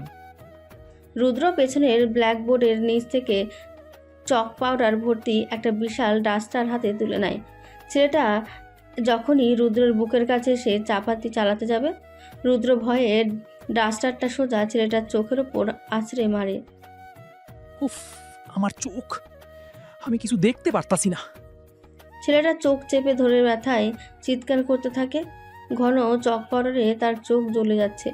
তৃতীয় গুণাটা বুঝতে পারে এই শিক্ষক সাধারণ কেউ নয়। সে এবার চাপাতি বাদ দিয়ে নিজের প্যান্টের পকেট থেকে একটা ছোট্ট পিস্তল বের করে রুদ্রের দিকে তাক করে। মাস্টার, এবার তুই শেষ। বন্দুক? আমাকে মেরো না বাবা, আমি তো শুধু কেমিক্যাল টেস্ট করছিলাম। রুদ্রের চোখ চশমার আড়ালে তীক্ষ্ণ হয়ে ওঠে, কিন্তু তার বডি ল্যাঙ্গুয়েজ তখনও একজন ভীতু শিক্ষকের মতোই। রুদ্র ভয়ে পেঁচাতে পেঁচাতে ল্যাবের টেবিলের ওপর রাখা একটা কাচের বিকার হাতে তুলে নেয়। বিকারে ছিল কনসেন্ট্রেট সালফিউরিক অ্যাসিড H2SO4। গুন্ডাটা পিস্তলের ট্রিগার চাপতে যাবে, ঠিক সেই মুহূর্তে রুদ্র ভয়ে কাঁপতে কাঁপতে বিকারের অ্যাসিডটুকু সোজা গুন্ডাটার পিস্তল ধরা হাতের উপর ছুঁড়ে মারে।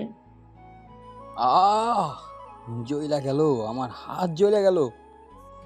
অ্যাসিডের তীব্রতায় গুন্ডাটার চামড়া পুড়তে শুরু করে। এবং যন্ত্রণায় সে পিস্তলটা ফ্লোরে ফেলে দেয়। অ্যাসিড ফ্লোরে পড়তে সেখান থেকে একটা ধোঁয়ার সৃষ্টি হয়। হায় হায়, এসিড পড়ে গেল। তোমরা সব কি করছো ক্লাসরুমে? রুদ্র দ্রুত নিজের চশমাটা ঠিক করে নেয়। মাত্র 1 মিনিটের মধ্যে 3জন প্রফেশনাল হিটম্যান মেঝেতে পড়ে কাতরাচ্ছে। তিথি বাকরুদ্ধ হয়ে দাঁড়িয়ে আছে। সে বুঝতে পারছে না যে একটা মানুষ কিভাবে একজন বোকা শিক্ষকের অভিনয় করতে করতে এত নিখুঁত অ্যাকশন করতে পারে। এই মেয়ে, তুমি দাঁড়িয়ে আছো কেন? বাইরে গিয়ে সিকিউরিটি রাখো।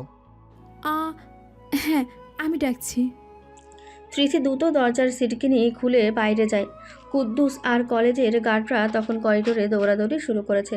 দুপুরের এই ভয়ানক ঘটনার পর স্থানীয় পুলিশ আসার আগে রুদ্র সবার অলক্ষ্যে তার ছদ্মবেশ খুলে সেখান থেকে বেরিয়ে আসে।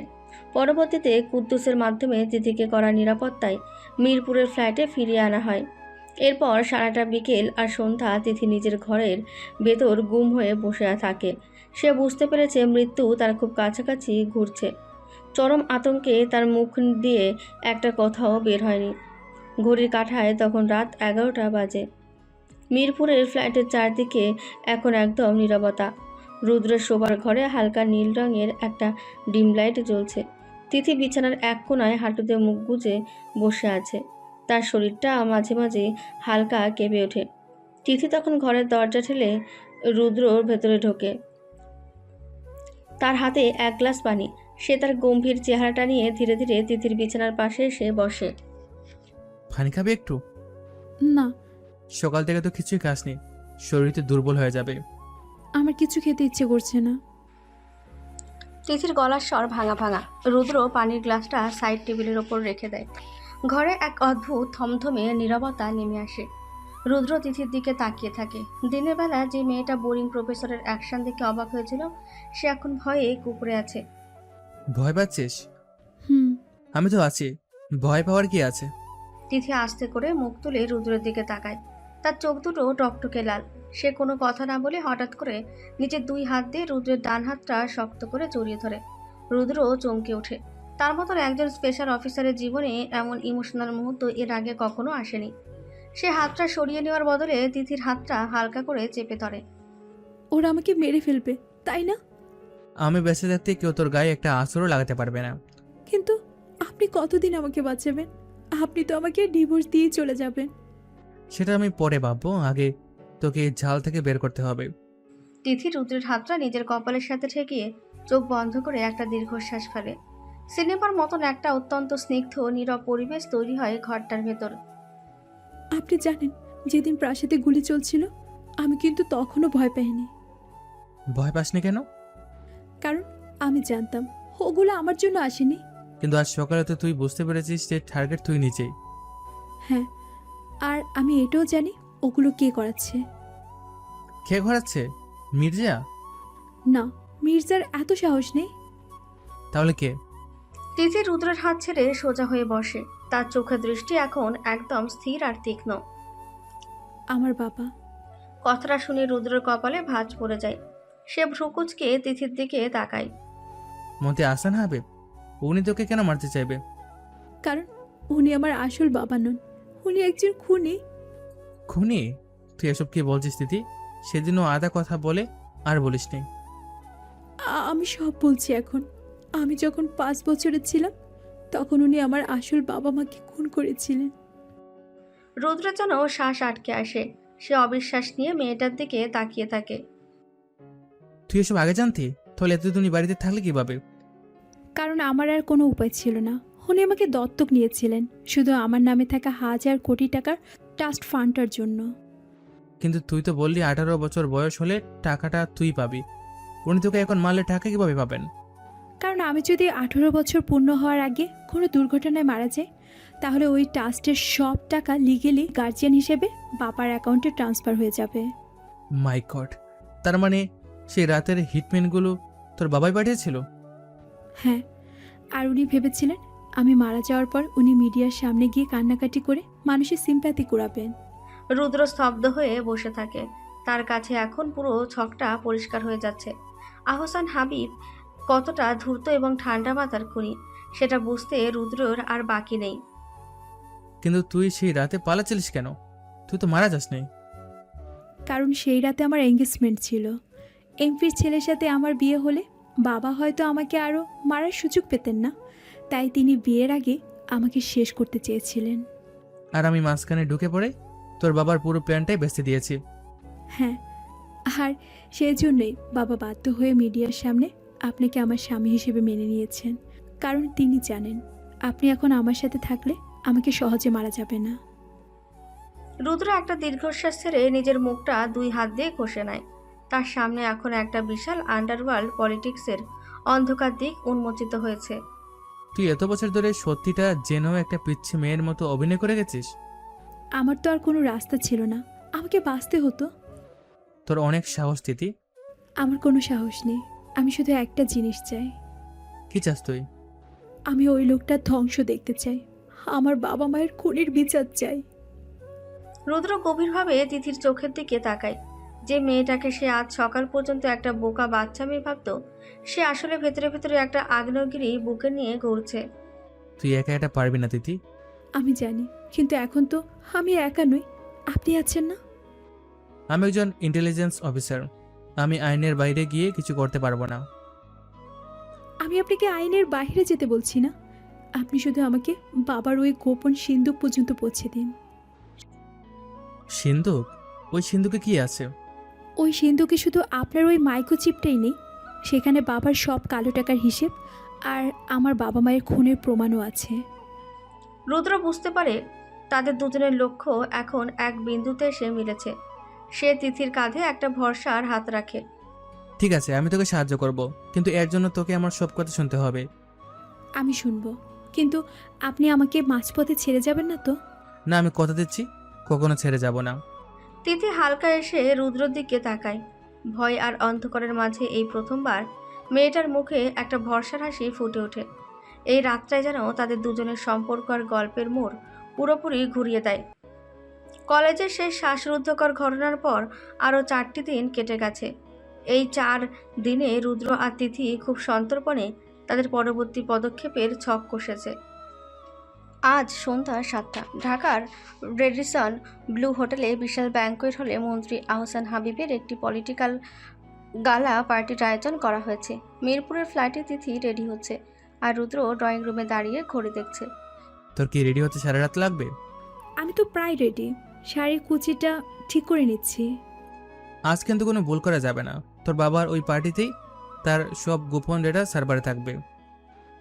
আমি জানি, আমার কাজ শুধু বাবাকে কথার জালে আটকে রাখা।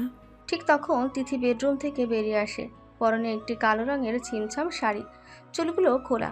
রুদ্র কয়েক সেকেন্ডের জন্য মুগ্ধ দৃষ্টিতে তাকিয়ে থাকে, কারণ এই পিচ্ছি মেয়েটাকে আজ সত্যিই খুব পরিণত আর সুন্দর লাগছে।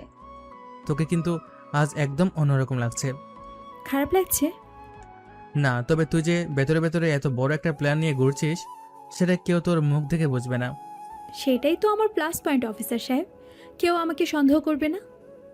কিন্তু তুই কি শিওর যে আজ রাতে ওই সার্ভারে তোর বাবা মায়ের খুনের প্রমাণ থাকবে? হ্যাঁ, কারণ কাল আমার 18 বছর পূর্ণ হবে। আজ রাতে মির্জা আঙ্কেল আর বাবা ট্রাস্ট ফান্ডের সব পেপারস রেডি করবে। ঠিক আছে, আমি সার্ভার রুমে ঢুকে ডেটা হ্যাক করব। তুই শুধু নজর রাখবি কেউ যেন সেদিকে না যায়। তারা দুজনে বাড়ি থেকে বেরিয়ে গাড়িতে ওঠে। রাতের জ্যাম পেরিয়ে ঠিক 8টায় তাদের গাড়ি রেডিসন হোটেলের পার্টিতে এসে পৌঁছায়। হোটেলের ব্যাংকোয়েট হল তখন ভিআইপি অতিথি আর পলিটিশিয়ানদের ভিড়ে জমজমাট। মন্ত্রী আহসান হাবিব এবং তার ডান হাত মির্জা এক কোণায় দাঁড়িয়ে কথা বলছিলেন। তিথি আর রুদ্রকে একসাথে ঢুকতে দেখে মন্ত্রীর মুখটা কালো হয়ে যায়। আসসালামু আলাইকুম বাবা, কেমন আছো তুমি? ওয়ালাইকুম আসসালাম। তুই এখানে কি করছিস তিথি? তোকে না আমি বাড়িতে থাকতে বলেছিলাম। বাড়িতে তো আমার একা একা ভালো লাগে না বাবা, আর রুদ্র বলল আমাকে এখানে নিয়ে আসবে। তিথি অত্যন্ত নিখুঁতভাবে একটা বোকা আর আদুরে মেয়ের অভিনয় শুরু করে দেয়। রুদ্র মন্ত্রীর দিকে তাকিয়ে হালকা মাথা নাড়ে। আসসালামু আলাইকুম মন্ত্রী সাহেব, ও খুব জেদ করেছিল তাই নিয়ে এলাম। তাই সাবধানে রেখো ওকে। আমার কিন্তু কালকের হেডলাইনে কোনো আজে বাজে খবর চাই না। আপনি নিশ্চিন্তে থাকুন। মন্ত্রী অন্য অতিথিদের সাথে কথা বলতে ব্যস্ত হয়ে পড়েন। মির্জা আর চোখে রুদ্রর দিকে তাকাতে থাকে। রুদ্র বুঝতে পারে মির্জা তাকে সন্দেহ করছে। আমি আবার সার্ভার রুমের দিকে যাচ্ছি, তুই মির্জাকে ব্যস্ত রাখ। ঠিক আছে, আপনি সাবধানে যাবেন। রুদ্র ভিড়ের সাথে মিশে গিয়ে ধীরে ধীরে ব্যাংকুয়েট হলের পেছনের করিডোরের দিকে চলে যায়। অন্যদিকে তিথি মির্জার সামনে গিয়ে দাঁড়ায়। মির্জা আঙ্কেল, আপনি এখানে একা দাঁড়িয়ে আছেন কেন? খাবার খাবেন না? হুম। খাবো মা, তুমি খেয়েছো? না, আমার রুদ্রের জন্য অপেক্ষা করতে হবে, ও ওয়াশরুমে গেছে। ওয়াশরুমে? কিন্তু ওইদিকের করিডোর তো বন্ধ। তাই নাকি? আমি তো দেখলাম ও ওইদিকে গেল। মির্জার চোখে সন্দেহের ছায়া ঘনীভূত হয়। সে তিথিকে পাশ কাটিয়ে দ্রুত পেছনের করিডোরের দিকে পা বাড়ায়। তিথি বুঝতে পারে রুদ্র বিপদে পড়তে যাচ্ছে। এদিকে রুদ্র হোটেলের সিকিউরিটি কন্ট্রোল রুমের গার্ডকে অজ্ঞান করে ভেতরের সার্ভার প্যানেলে নিজের পেন ড্রাইভ লাগিয়ে দিয়েছে। স্ক্রিনে ডেটা ট্রান্সফার হচ্ছে 70%, 80%। হঠাৎ কন্ট্রোল রুমের দরজাটা সচরে খুলে যায়। মির্জা তার হাতে একটি সাইলেন্সার লাগানো পিস্তল নিয়ে ভেতরে ঢোকে। আমি জানতাম তুই কোনো সাধারণ লোক না। তুই কে? আমি যেই হই না কেন মির্জা সাহেব, আপনার সময় শেষ। আমার না, সময় তোর শেষ। মির্জা ট্রিগার চাপার আগেই রুদ্র বিদ্যুতের বেগে নিচু হয়ে যায় এবং নিজের পা দিয়ে মির্জার হাতে সজোরে লাথি মারে। পিস্তলটা ছিটকে দূরে গিয়ে পড়ে। দুজনের মধ্যে তীব্র ধস্তাধস্তি শুরু হয়। রুদ্রের প্রফেশনাল মুভের কাছে মির্জা বেশিক্ষণ টিকতে পারে না। রুদ্র তাকে ফ্লোরে আছড়ে ফেলে জ্ঞান হারানো পর্যন্ত একটি নির্দিষ্ট নার্ভে চাপ দিয়ে রাখে। স্ক্রিনে তখন 100% কমপ্লিট লেখা ওঠে। রুদ্র পেন ড্রাইভটা পকেটে ঢুকিয়ে দ্রুত কন্ট্রোল রুম থেকে বেরিয়ে আসে। তিথি, কাজ হয়ে গেছে, জলদি বের হও। মির্জা আঙ্কেল কোথায়? ওর ব্যবস্থা আমি করেছি। কেউ কিছু বোঝার আগে আমাদের পার্কিংয়ে যেতে হবে। তারা দুজন দ্রুত ভিড় এড়িয়ে আন্ডারগ্রাউন্ড পার্কিং লটের দিকে চলে যায়। কিন্তু পার্কিং লটে পৌঁছাতেই তাদের চারপাশ থেকে 10-12 জন সশস্ত্র গার্ড ঘিরে ধরে। মন্ত্রী সিকিউরিটি চিফ সামনে এগিয়ে আসে, তার হাতে অটোমেটিক রাইফেল। মিনিস্টার স্যারের অর্ডার আছে আপনাদের দুজনকে এখানে শেষ করে দিতে। তুই কি পাগল? মন্ত্রীর মেয়েকে তোরা মারবি? স্যারের কাছে টাচ ফান্ডের থেকে নিজের পলিটিক্যাল ক্যারিয়ার বেশি দামি। আপনারা বড্ড বেশি জেনে গেছেন। পরিস্থিতি পুরোপুরি নিয়ন্ত্রণের বাইরে। রুদ্র নিজের কোমর থেকে পিস্তল বের করে, কিন্তু এতজনের সামনে একা ফাইট করা অসম্ভব। ঠিক তখনই তিথি তার শাড়ির আঁচলের নিচ থেকে মন্ত্রীর ব্যক্তিগত গাড়ির রিমোট চাবি বের করে। রুদ্র, আপনি শুধু কভার ফায়ার দিন। তিথি রিমোটের লাল বোতামটা চেপে ধরে। সাথে সাথে মন্ত্রীর মডিফাইড বিলাসবহুল গাড়িটা থেকে বিকট শব্দে একটা স্মোক অ্যালার্ম বেজে ওঠে এবং পুরো পার্কিং লন ঘন সাদা ধোঁয়ায় ভরে যায়। তুই গাড়ির রিমোট পেলি কোথায়? আমি বাবার পকেট থেকে আগে সরিয়ে নিয়েছিলাম। জলদি গাড়িতে উঠুন। ধোয়ার মধ্যে গার্ডরা এলোপাথারি গুলি চালাতে শুরু করে। রুদ্র তিথিকে এক হাতে জড়িয়ে ধরে গাড়ির দিকে দৌড় দেয়। তিথি ড্রাইভিং সিটে বসে ইঞ্জিন স্টার্ট করে। রুদ্র অবাক হয়ে দেখে মেয়েটা শাড়ি পরে অত্যন্ত প্রফেশনাল রেসারের মতন গাড়িটা পার্কিং থেকে বের করে সোজা মেন রাস্তায় তুলে দেয়। তুই এত ভালো ড্রাইভ করতে জানিস? আমি অনেক কিছুই জানি, আপনি শুধু পেন ড্রাইভটা সামলে রাখুন। রাতের ফাঁকা রাস্তায় গাড়ি দুরন্ত গতিতে ছুটে চলে। তারা সোজা গাজীপুরের আউটস্কোর্টে একটি পরিত্যক্ত সেফ হাউসের দিকে যায়, যেটা রুদ্রের ইন্টেলিজেন্সের একটি গোপন আস্তানা। রাত তখন প্রায় 2টো। সেফ হাউসের ভেতরে হালকা আলো জ্বলছে। পার্কিং লটের ওই গোড়াগুলির মধ্যে রুদ্রর বাঁ কাঁধ ছুঁয়ে একটা বুলেট বেরিয়ে গেছে। সেখান থেকে রক্ত পড়ছে।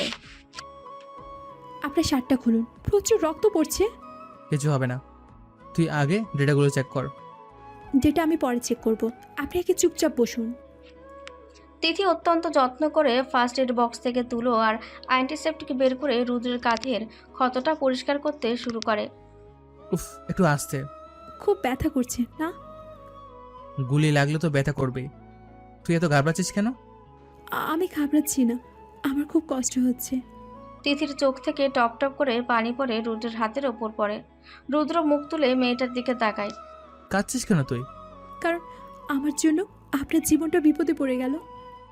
আমি তোকে কথা দিয়েছিলাম তোকে বাঁচাবো, আর আমার কাজে এটুকু ঝুঁকি থাকি। কিন্তু কালকের পর সব ঠিক হয়ে যাবে তো? হ্যাঁ, ইনশাল্লাহ সব ঠিক হবে। কাল তুই ওই ট্রাস্ট ফান্ডের টাকাটা একটা চ্যারিটিতে ডোনেট করে দিবি, আর আমি তোর বাবার ওই ডেটাগুলো ইন্টারপোলকে পাঠিয়ে দেবো। তাদের এই কথোপকথনের মাঝেই রুদ্রের ফোনটা বেজে ওঠে। স্ক্রিনে কবিরের নাম। হ্যালো কবির, বল। দোস্ত, তোরা কোথায়? আমি শুনেছি রেডিশনে বিশাল গোলাগুলি হয়েছে। হ্যাঁ, আমরা অল্পের জন্য বেঁচে গেছি। আমরা এখন গাজীপুরে সেফ হাউসে আছি। আমি এখনই আসছি, তোর জন্য ব্যাকআপ নিয়ে আসছি। রুদ্র ফোনটা কেটে দেয়। তিথি ক্ষতস্থানে ব্যান্ডেজ পেঁচিয়ে দিয়ে রুদ্রের পাশে বসে। রাতটা এক অদ্ভুত নীরবতার মধ্যে দিয়ে কাটতে থাকে। পরের দিন সকাল 8টা। সেফ হাউসের দরজায় গড়া নাড়ার শব্দ হয়। রুদ্র সতর্ক হয়ে দরজা খুলতে দেখে কবির দাঁড়িয়ে আছে। দোস্ত, তুই ঠিক আছিস? আমি ঠিক আছি। তুই একা এসেছিস? ব্যাকআপ কোথায়? ব্যাকআপ আছে বাইরে, তুই আগে ডেটাটা আমাকে দে। তিথি বেডরুম থেকে ড্রয়িং রুমে আসে। তার চোখ হঠাৎ কবিরের জুতোর দিকে যায়। জুতোর তলায় এক অদ্ভুত লাল রঙের কাদা লেগে আছে। কবির ভাই, আপনি কি রেডিসন হোটেলের পার্কিং লটে গিয়েছিলেন? না তো ভাবি, কেন? কারণ আপনার জুতোর নিচে ওই পার্কিং লটের ফ্লোরে থাকা বিশেষ ফায়ার প্রুফ লাল মাটি লেগে আছে। আর এই মাটি ঢাকা শহরের আর কোথাও নেই। তিথির কথা শুনে রুদ্র চমকে ওঠে। সে কবিরের চোখের দিকে তাকায়। কবিরের চোখে মুখে একটা অপরাধবোধের ছায়া। কবির, তুই কাল রাতে ওই পার্কিং লটে কি করছিলি? আমাকে ক্ষমা করে দিস দোস্ত, আমার আর কোনো উপায় ছিল না। কবির কথাটা শেষ করার আগে সেফ হাউসের দরজাটা পুরোপুরি খুলে যায়। বাইরে 10-12 জন কালো পোশাক পরা স্পেশাল ফোর্সের লোক দাঁড়িয়ে আছে। আর তাদের সামনে দাঁড়িয়ে আছেন রুদ্রর মা রোকেয়া বেগম। ওকে ডেটাটা দিয়ে দে রুদ্র, আর মেয়েটাকে আমার হাতে তুলে দে। রুদ্রের পায়ের নিচ থেকে যেন মাটি সরে যায়। সে অবিশ্বাস্যের দৃষ্টিতে নিজের মায়ের দিকে তাকায়। মা, তুমি এখানে কি করছো? আর তুমি এদের সাথে? আমি এদের সাথে না রুদ্র, এরা আমার সাথে। আমি স্পেশাল ফোর্সের একজন সাবেক চিফ ডিরেক্টর। কি বলছো তুমি এসব? তুমি তো একজন সাধারণ মানুষ। সাধারণ মানুষের অভিনয় করতে হয়েছিল শুধু এই দিনটার জন্য। তুই কি জানিস 14 বছর আগে এই তিথির বাবা মাকে কে মেরেছিল? আপনি মেরেছিলেন, তাই না? তিথি রুদ্রের পেছন থেকে বেরিয়ে এসে অত্যন্ত শক্ত গলায় কথাগুলো বলে। তার চোখে কোনো ভয় নেই, শুধু এক অদ্ভুত ঘৃণা। হ্যাঁ, আমি মেরেছিলাম। মন্ত্রী আহসান হাবিব আমাকে টাকা দিয়েছিল ওই কাজটা করার জন্য। মা, তুমি টাকার জন্য মানুষ খুন করেছো? তুমি এতটা নিচে নামতে পারলে? আমার টাকার খুব দরকার ছিল রুদ্র। আর তুই আমাকে মা ডাকছিস কেন? তুই তো আমার নিজের ছেলেও না। এই কথাটা রুদ্রের বুকের ভেতরে একটা হাতুড়ির মতো আঘাত করে। সে পাথর হয়ে দাঁড়িয়ে থাকে। আমি তোমার ছেলে না? না, তুই একটা অনাথ আশ্রমে বড় হয়েছিলি। আমি তোকে দত্তক নিয়েছিলাম। তারপর তোকে স্পেশাল ফোর্সের ট্রেনিং দিয়ে এই ইন্টেলিজেন্ট ইউনিটে ঢুকিয়েছিলাম, যাতে দরকারে তোকে আমি ব্যবহার করতে পারি। রুদ্রের হাত থেকে তার পিস্তলটা মাটিতে পড়ে যায়। তার পুরো পৃথিবীটা এক মুহূর্তের মিথ্যে হয়ে গেছে। সে যাকে নিজের মা ভেবে এসেছে সে আসলে একজন খুনি, এবং তাকে শুধু একটা দাবার গুটি হিসেবে ব্যবহার করেছে। এবার ইমোশনাল বাদ দে রুদ্র। পেন ড্রাইভটা আমাকে দে, আর তিথিকে আমার সাথে যেতে দে। আমি তোকে কিছুই করব না। রুদ্র নিশ্চল হয়ে দাঁড়িয়ে থাকে। ঠিক তখন তিথি রুদ্রের হাতটা শক্ত করে ধরে। আপনি ডেটা জানতো? ডেটা আমার কাছে। তাহলে দিয়ে দে চুপচাপ। দেব, কিন্তু আপনি কি জানেন এই সেফ হাউসে আপনারা ঢুকবেন সেটা আমি আগেই জানতাম। রোকেয়া বেগম ভ্রু কুঁচকে তাকালো। তিথি হঠাৎ করে তার ডান পায়ের জুতো দিয়ে মেঝের একটা নির্দিষ্ট টাইলসে সজোরে আঘাত করে। সাথে সাথে সেফ হাউসের মেন ইলেকট্রিক বোর্ডে শর্ট সার্কিট হয়ে পুরো বাড়ি অন্ধকার হয়ে যায়। আর তিথি আগেই ঘরের ভেতর একটা স্মোক গ্রেনেডের পিন লুজ করে রেখেছিল, যেটা বিকট শব্দে ফেটে গিয়ে চারিদিক ধোঁয়ায় ভরিয়ে দেয়। কবির, ধর ওদের। কিন্তু ততক্ষণে অনেক দেরি হয়ে গেছে। রুদ্র তার ট্রেনিংয়ের সাহায্যে অন্ধকারে তিথিকে টেনে নিয়ে সেফ হাউসের পেছনের গোপন হ্যাস দিয়ে জঙ্গলের দিকে পালিয়ে যায়। জঙ্গলের ভেতর দিয়ে দৌড়াতে দৌড়াতে তারা একটা পরিত্যক্ত কার্গো ট্রেনের বগিতে এসে আশ্রয় নেয়। রুদ্র ফ্লোরে বসে দুহাতে নিজের মাথা চেপে ধরে। সে মানসিকভাবে পুরোপুরি ভেঙে পড়েছে। রুদ্র, আপনি ঠিক আছেন তো? সব মিথ্যা তিথি। আমার পরিচয়, আমার মা, আমার পেশা সব মিথ্যে। আমি কার জন্য লড়ছি? তিথি ধীরে ধীরে রুদ্রের কাছে বসে। সে নিজের শাড়ির আঁচল দিয়ে রুদ্রের কপালে ঘাম মুছে দেয়। আপনি মিথ্যা নন, আপনার ভিতরের ভালো মানুষটা মিথ্যে নয়। আমি এখন কি করব? আমি তো সব হারিয়ে ফেললাম। সব হারাননি, আমি তো আছি। আপনি একটা নকল মা হারিয়েছেন ঠিকই, কিন্তু একজন সত্যিকারের জীবনসঙ্গী পেয়েছেন। এবার লড়াইটা আমরা একসাথে করব। এই চরম বিপদের মাঝেও রুদ্র তিথির চোখের দিকে তাকিয়ে একটা অদ্ভুত শান্তি খুঁজে পায়। সে মেয়েটার কপালে একটা হালকা চুমুক খায়। তোর আজ জন্মদিন না? হ্যাঁ, আজ আমার 18 বছর পূর্ণ হলো। তাহলে আজকেই এই খেলার শেষ চালটা আমি খেলবো। বেশি পেঁচাবো না, একদম সোজা ফিনিশ করব। দুপুর 12টা বেজে গেছে। শীতলক্ষা নদীর মাঝখানে মন্ত্রী এহসান হাবিবের একটি বিলাসবহুল প্রাইভেট ইয়ট ভাসছে। ইয়টের কনফারেন্স রুমে মন্ত্রী আহসান হাবিব, রোকেয়া বেগম এবং কবির বসে আছে। তাদের সামনে হাত পা বাঁধা অবস্থায় বসে আছে তিথি। কিছুক্ষণ আগে রুদ্র আর তিথি ইচ্ছা করেই ধরা দিয়েছে। রুদ্রকে অন্য একটি রুমে আটকে রাখা হয়েছে। শুভ জন্মদিন মা জননী। অবশেষে তুমি 18 বছরে পা দিলে। বাবা, আমাকে ছেড়ে দাও প্লিজ, আমি কাউকে কিছু বলবো না। তিথি আবারও তার সেই পিচ্ছি আর ভীতু মেয়ের অভিনয় ফিরে গেছে। নাটক করিস না মেয়ে, চুপচাপ ওই ল্যাপটপের স্ক্রিনের দিকে তাকিয়ে রেটিনা স্ক্যান কর। হ্যাঁ তিথি, জাস্ট একটা চোখের স্ক্যান, আর ট্রাস্ট ফান্ডের সব টাকা আমার অ্যাকাউন্টে চলে আসবে। তারপর তুই মুক্ত। সত্যি তো? আমাকে মারবে না তো? আরে না না, তুই তো আমার মেয়ে, জলদি স্ক্যান কর। তিথি কাঁপতে কাঁপতে ল্যাপটপের স্ক্রিনের সামনে নিজের চোখ রাখে। একটা সবুজ লেজার তার চোখ স্ক্যান করে। সবাই শ্বাস বন্ধ করে স্ক্রিনের দিকে তাকিয়ে থাকে। স্ক্রিনে প্রসেসিং লেখা ওঠে, কিন্তু কয়েক সেকেন্ড পর হঠাৎ স্ক্রিনটা সবুজ হওয়ার বদলে টকটকে লাল হয়ে যায়। স্ক্রিনে বড় বড় করে লেখা ওঠে, protocol 0, RAB and Interpol alert activated. কি হলো এটা? টাকা কোথায়? টাকা তো আমি সকালে ট্রেনে বসে একটা এতিমখানার অ্যাকাউন্টে ট্রান্সফার করে দিয়েছি বাবা। তিথির গলা থেকে ভয়ে লেশমাত্র নেই। সে বাঁকা হেসে মন্ত্রীর দিকে তাকায়। হারামজাদি, তুই আমাদের সাথে গেম খেললি? রোকেয়া বেগম পিস্তল বের করতে যাবে, ঠিক তখনই ইয়টের ছাদের কাঁচ প্রচণ্ড শব্দে ভেঙে যায়। রুদ্র একটা দড়ি ধরে সোজা কনফারেন্স রুমের ভেতরে লাফ দিয়ে পড়ে। তার হাতে একটা অটোমেটিক রাইফেল। সে চোখের পলকে কবিরের পায়ে গুলি করে তাকে মেঝেতে ফেলে দেয়। কেউ নড়বেন না, গেম ওভার। রুদ্র, তুই ভাবছিস এই খেলনা বন্দুক দিয়ে আমাকে ভয় দেখাবে? বাইরে তাকিয়ে দেখুন মন্ত্রী সাহেব। মন্ত্রী আর রোকেয়া জানালার বাইরে তাকিয়ে দেখে চারিদিক থেকে র্যাবের স্পেশাল ফোর্সের স্পিডবোট ইয়টটাকে ঘিরে ফেলেছে। আকাশের ওপর একটা পুলিশ হেলিকপ্টার চক্কর দিচ্ছে। তুই তো নিজের মায়ের সাথে বেইমানি করলি রুদ্র। তুমি তো সকালে নিজেই বললে আমি তোমার ছেলে না, আর আমি বেইমানি করিনি। আমি শুধু আমার দেশের আর আমার স্ত্রীর প্রতি ডিউটি পালন করছি। তিথি নিজের হাতের বাঁধন আগেই খুলে ফেলেছিল। সে রুদ্রর পাশে গিয়ে দাঁড়ায়। রুদ্র ওই পেন ড্রাইভের ডেটা আগেই ডেভ হেডকোয়ার্টারে পাঠিয়ে দিয়েছিল। আমরা ইচ্ছে করেই ধরা দিয়েছিলাম যাতে আপনারা সবাই এক জায়গায় জড়ো হন। কয়েক মিনিটের মধ্যেই র্যাবের অফিসাররা ভেতরে প্রবেশ করে। মন্ত্রী এহসান হাবিব, রোকেয়া বেগম এবং কবিরকে অ্যারেস্ট করে নিয়ে যায়।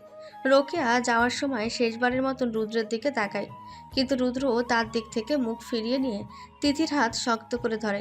এই ঘটনার পর 4 মাস কেটে গেছে। শীতের স্নিগ্ধ বিকেল। সিলেটের একটি চা বাগানের মাঝখানে থাকা সুন্দর একটা রিসর্টের ব্যালকনি। রুদ্র এখন ইন্টেলিজেন্সের ডিরেক্টর প্রমোশন পেয়েছে। সে ব্যালকনিতে দাঁড়িয়ে কফি খাচ্ছে। এমন সময় তিথি দৌড়ে আসে। পরনে একটা বিশাল বড় ওভারসাইজ হুডি, হাতে এক গ্লাস চকলেট মিল্কশেক। রুদ্র, আমার বিড়াল ছানাটাকে দেখেছেন? তোর বিড়াল কি আমি পকেটে নিয়ে ঘুরি? আপনি নিশ্চয়ই ওকে বকা দিয়েছেন। ও বেচারি ভয় পেয়ে পালিয়েছে। আমি বকা দিইনি, ও নিচে দেখি আমার ল্যাপটপের চার্জার চিবিয়ে খাচ্ছিল। রুদ্র কৃত্রিম রাগ দেখিয়ে বলে। তিথি গাল ফুলিয়ে ব্যালকনির রেলিংয়ে হেলান দিয়ে দাঁড়ায়। দূর, আপনি বড্ড আনরোমান্টিক। 4 মাস হয়ে গেল বিয়ে হয়েছে, এখনো শুধুই ধমক দেন। আমি ধমক দিই? তুই যে সারা দেশের আন্ডারওয়ার্ল্ডকে নিজের বুদ্ধিতে মাটিতে নামিয়ে আনলি, সেটার কি? সেটা তো আমি বাধ্য হয়ে করেছিলাম, কিন্তু এখন তো আমি শুধুই আপনার পিচ্ছি বউ। রুদ্র কফির মগটা টেবিলে নামিয়ে রেখে একটা দীর্ঘশ্বাস ফেলে। তারপর আলতো করে তিথিকে নিজের কাছে টেনে নেয়। তুই পিচ্ছি আছিস, তবে আমার জীবনের সবচেয়ে দামি পিচ্ছি। তিথি মিষ্টি করে হেসে রুদ্রের বুকে মাথা রাখে। পরন্ত বিকেলের সোনালি আলোয় তাদের দুজনের ছায়া এক হয়ে যায়। চারপাশের সব রহস্য, ভয় আর অন্ধকার দূর হয়ে তাদের জীবনে এক অদ্ভুত স্নিগ্ধ সকালের সূচনা হয়।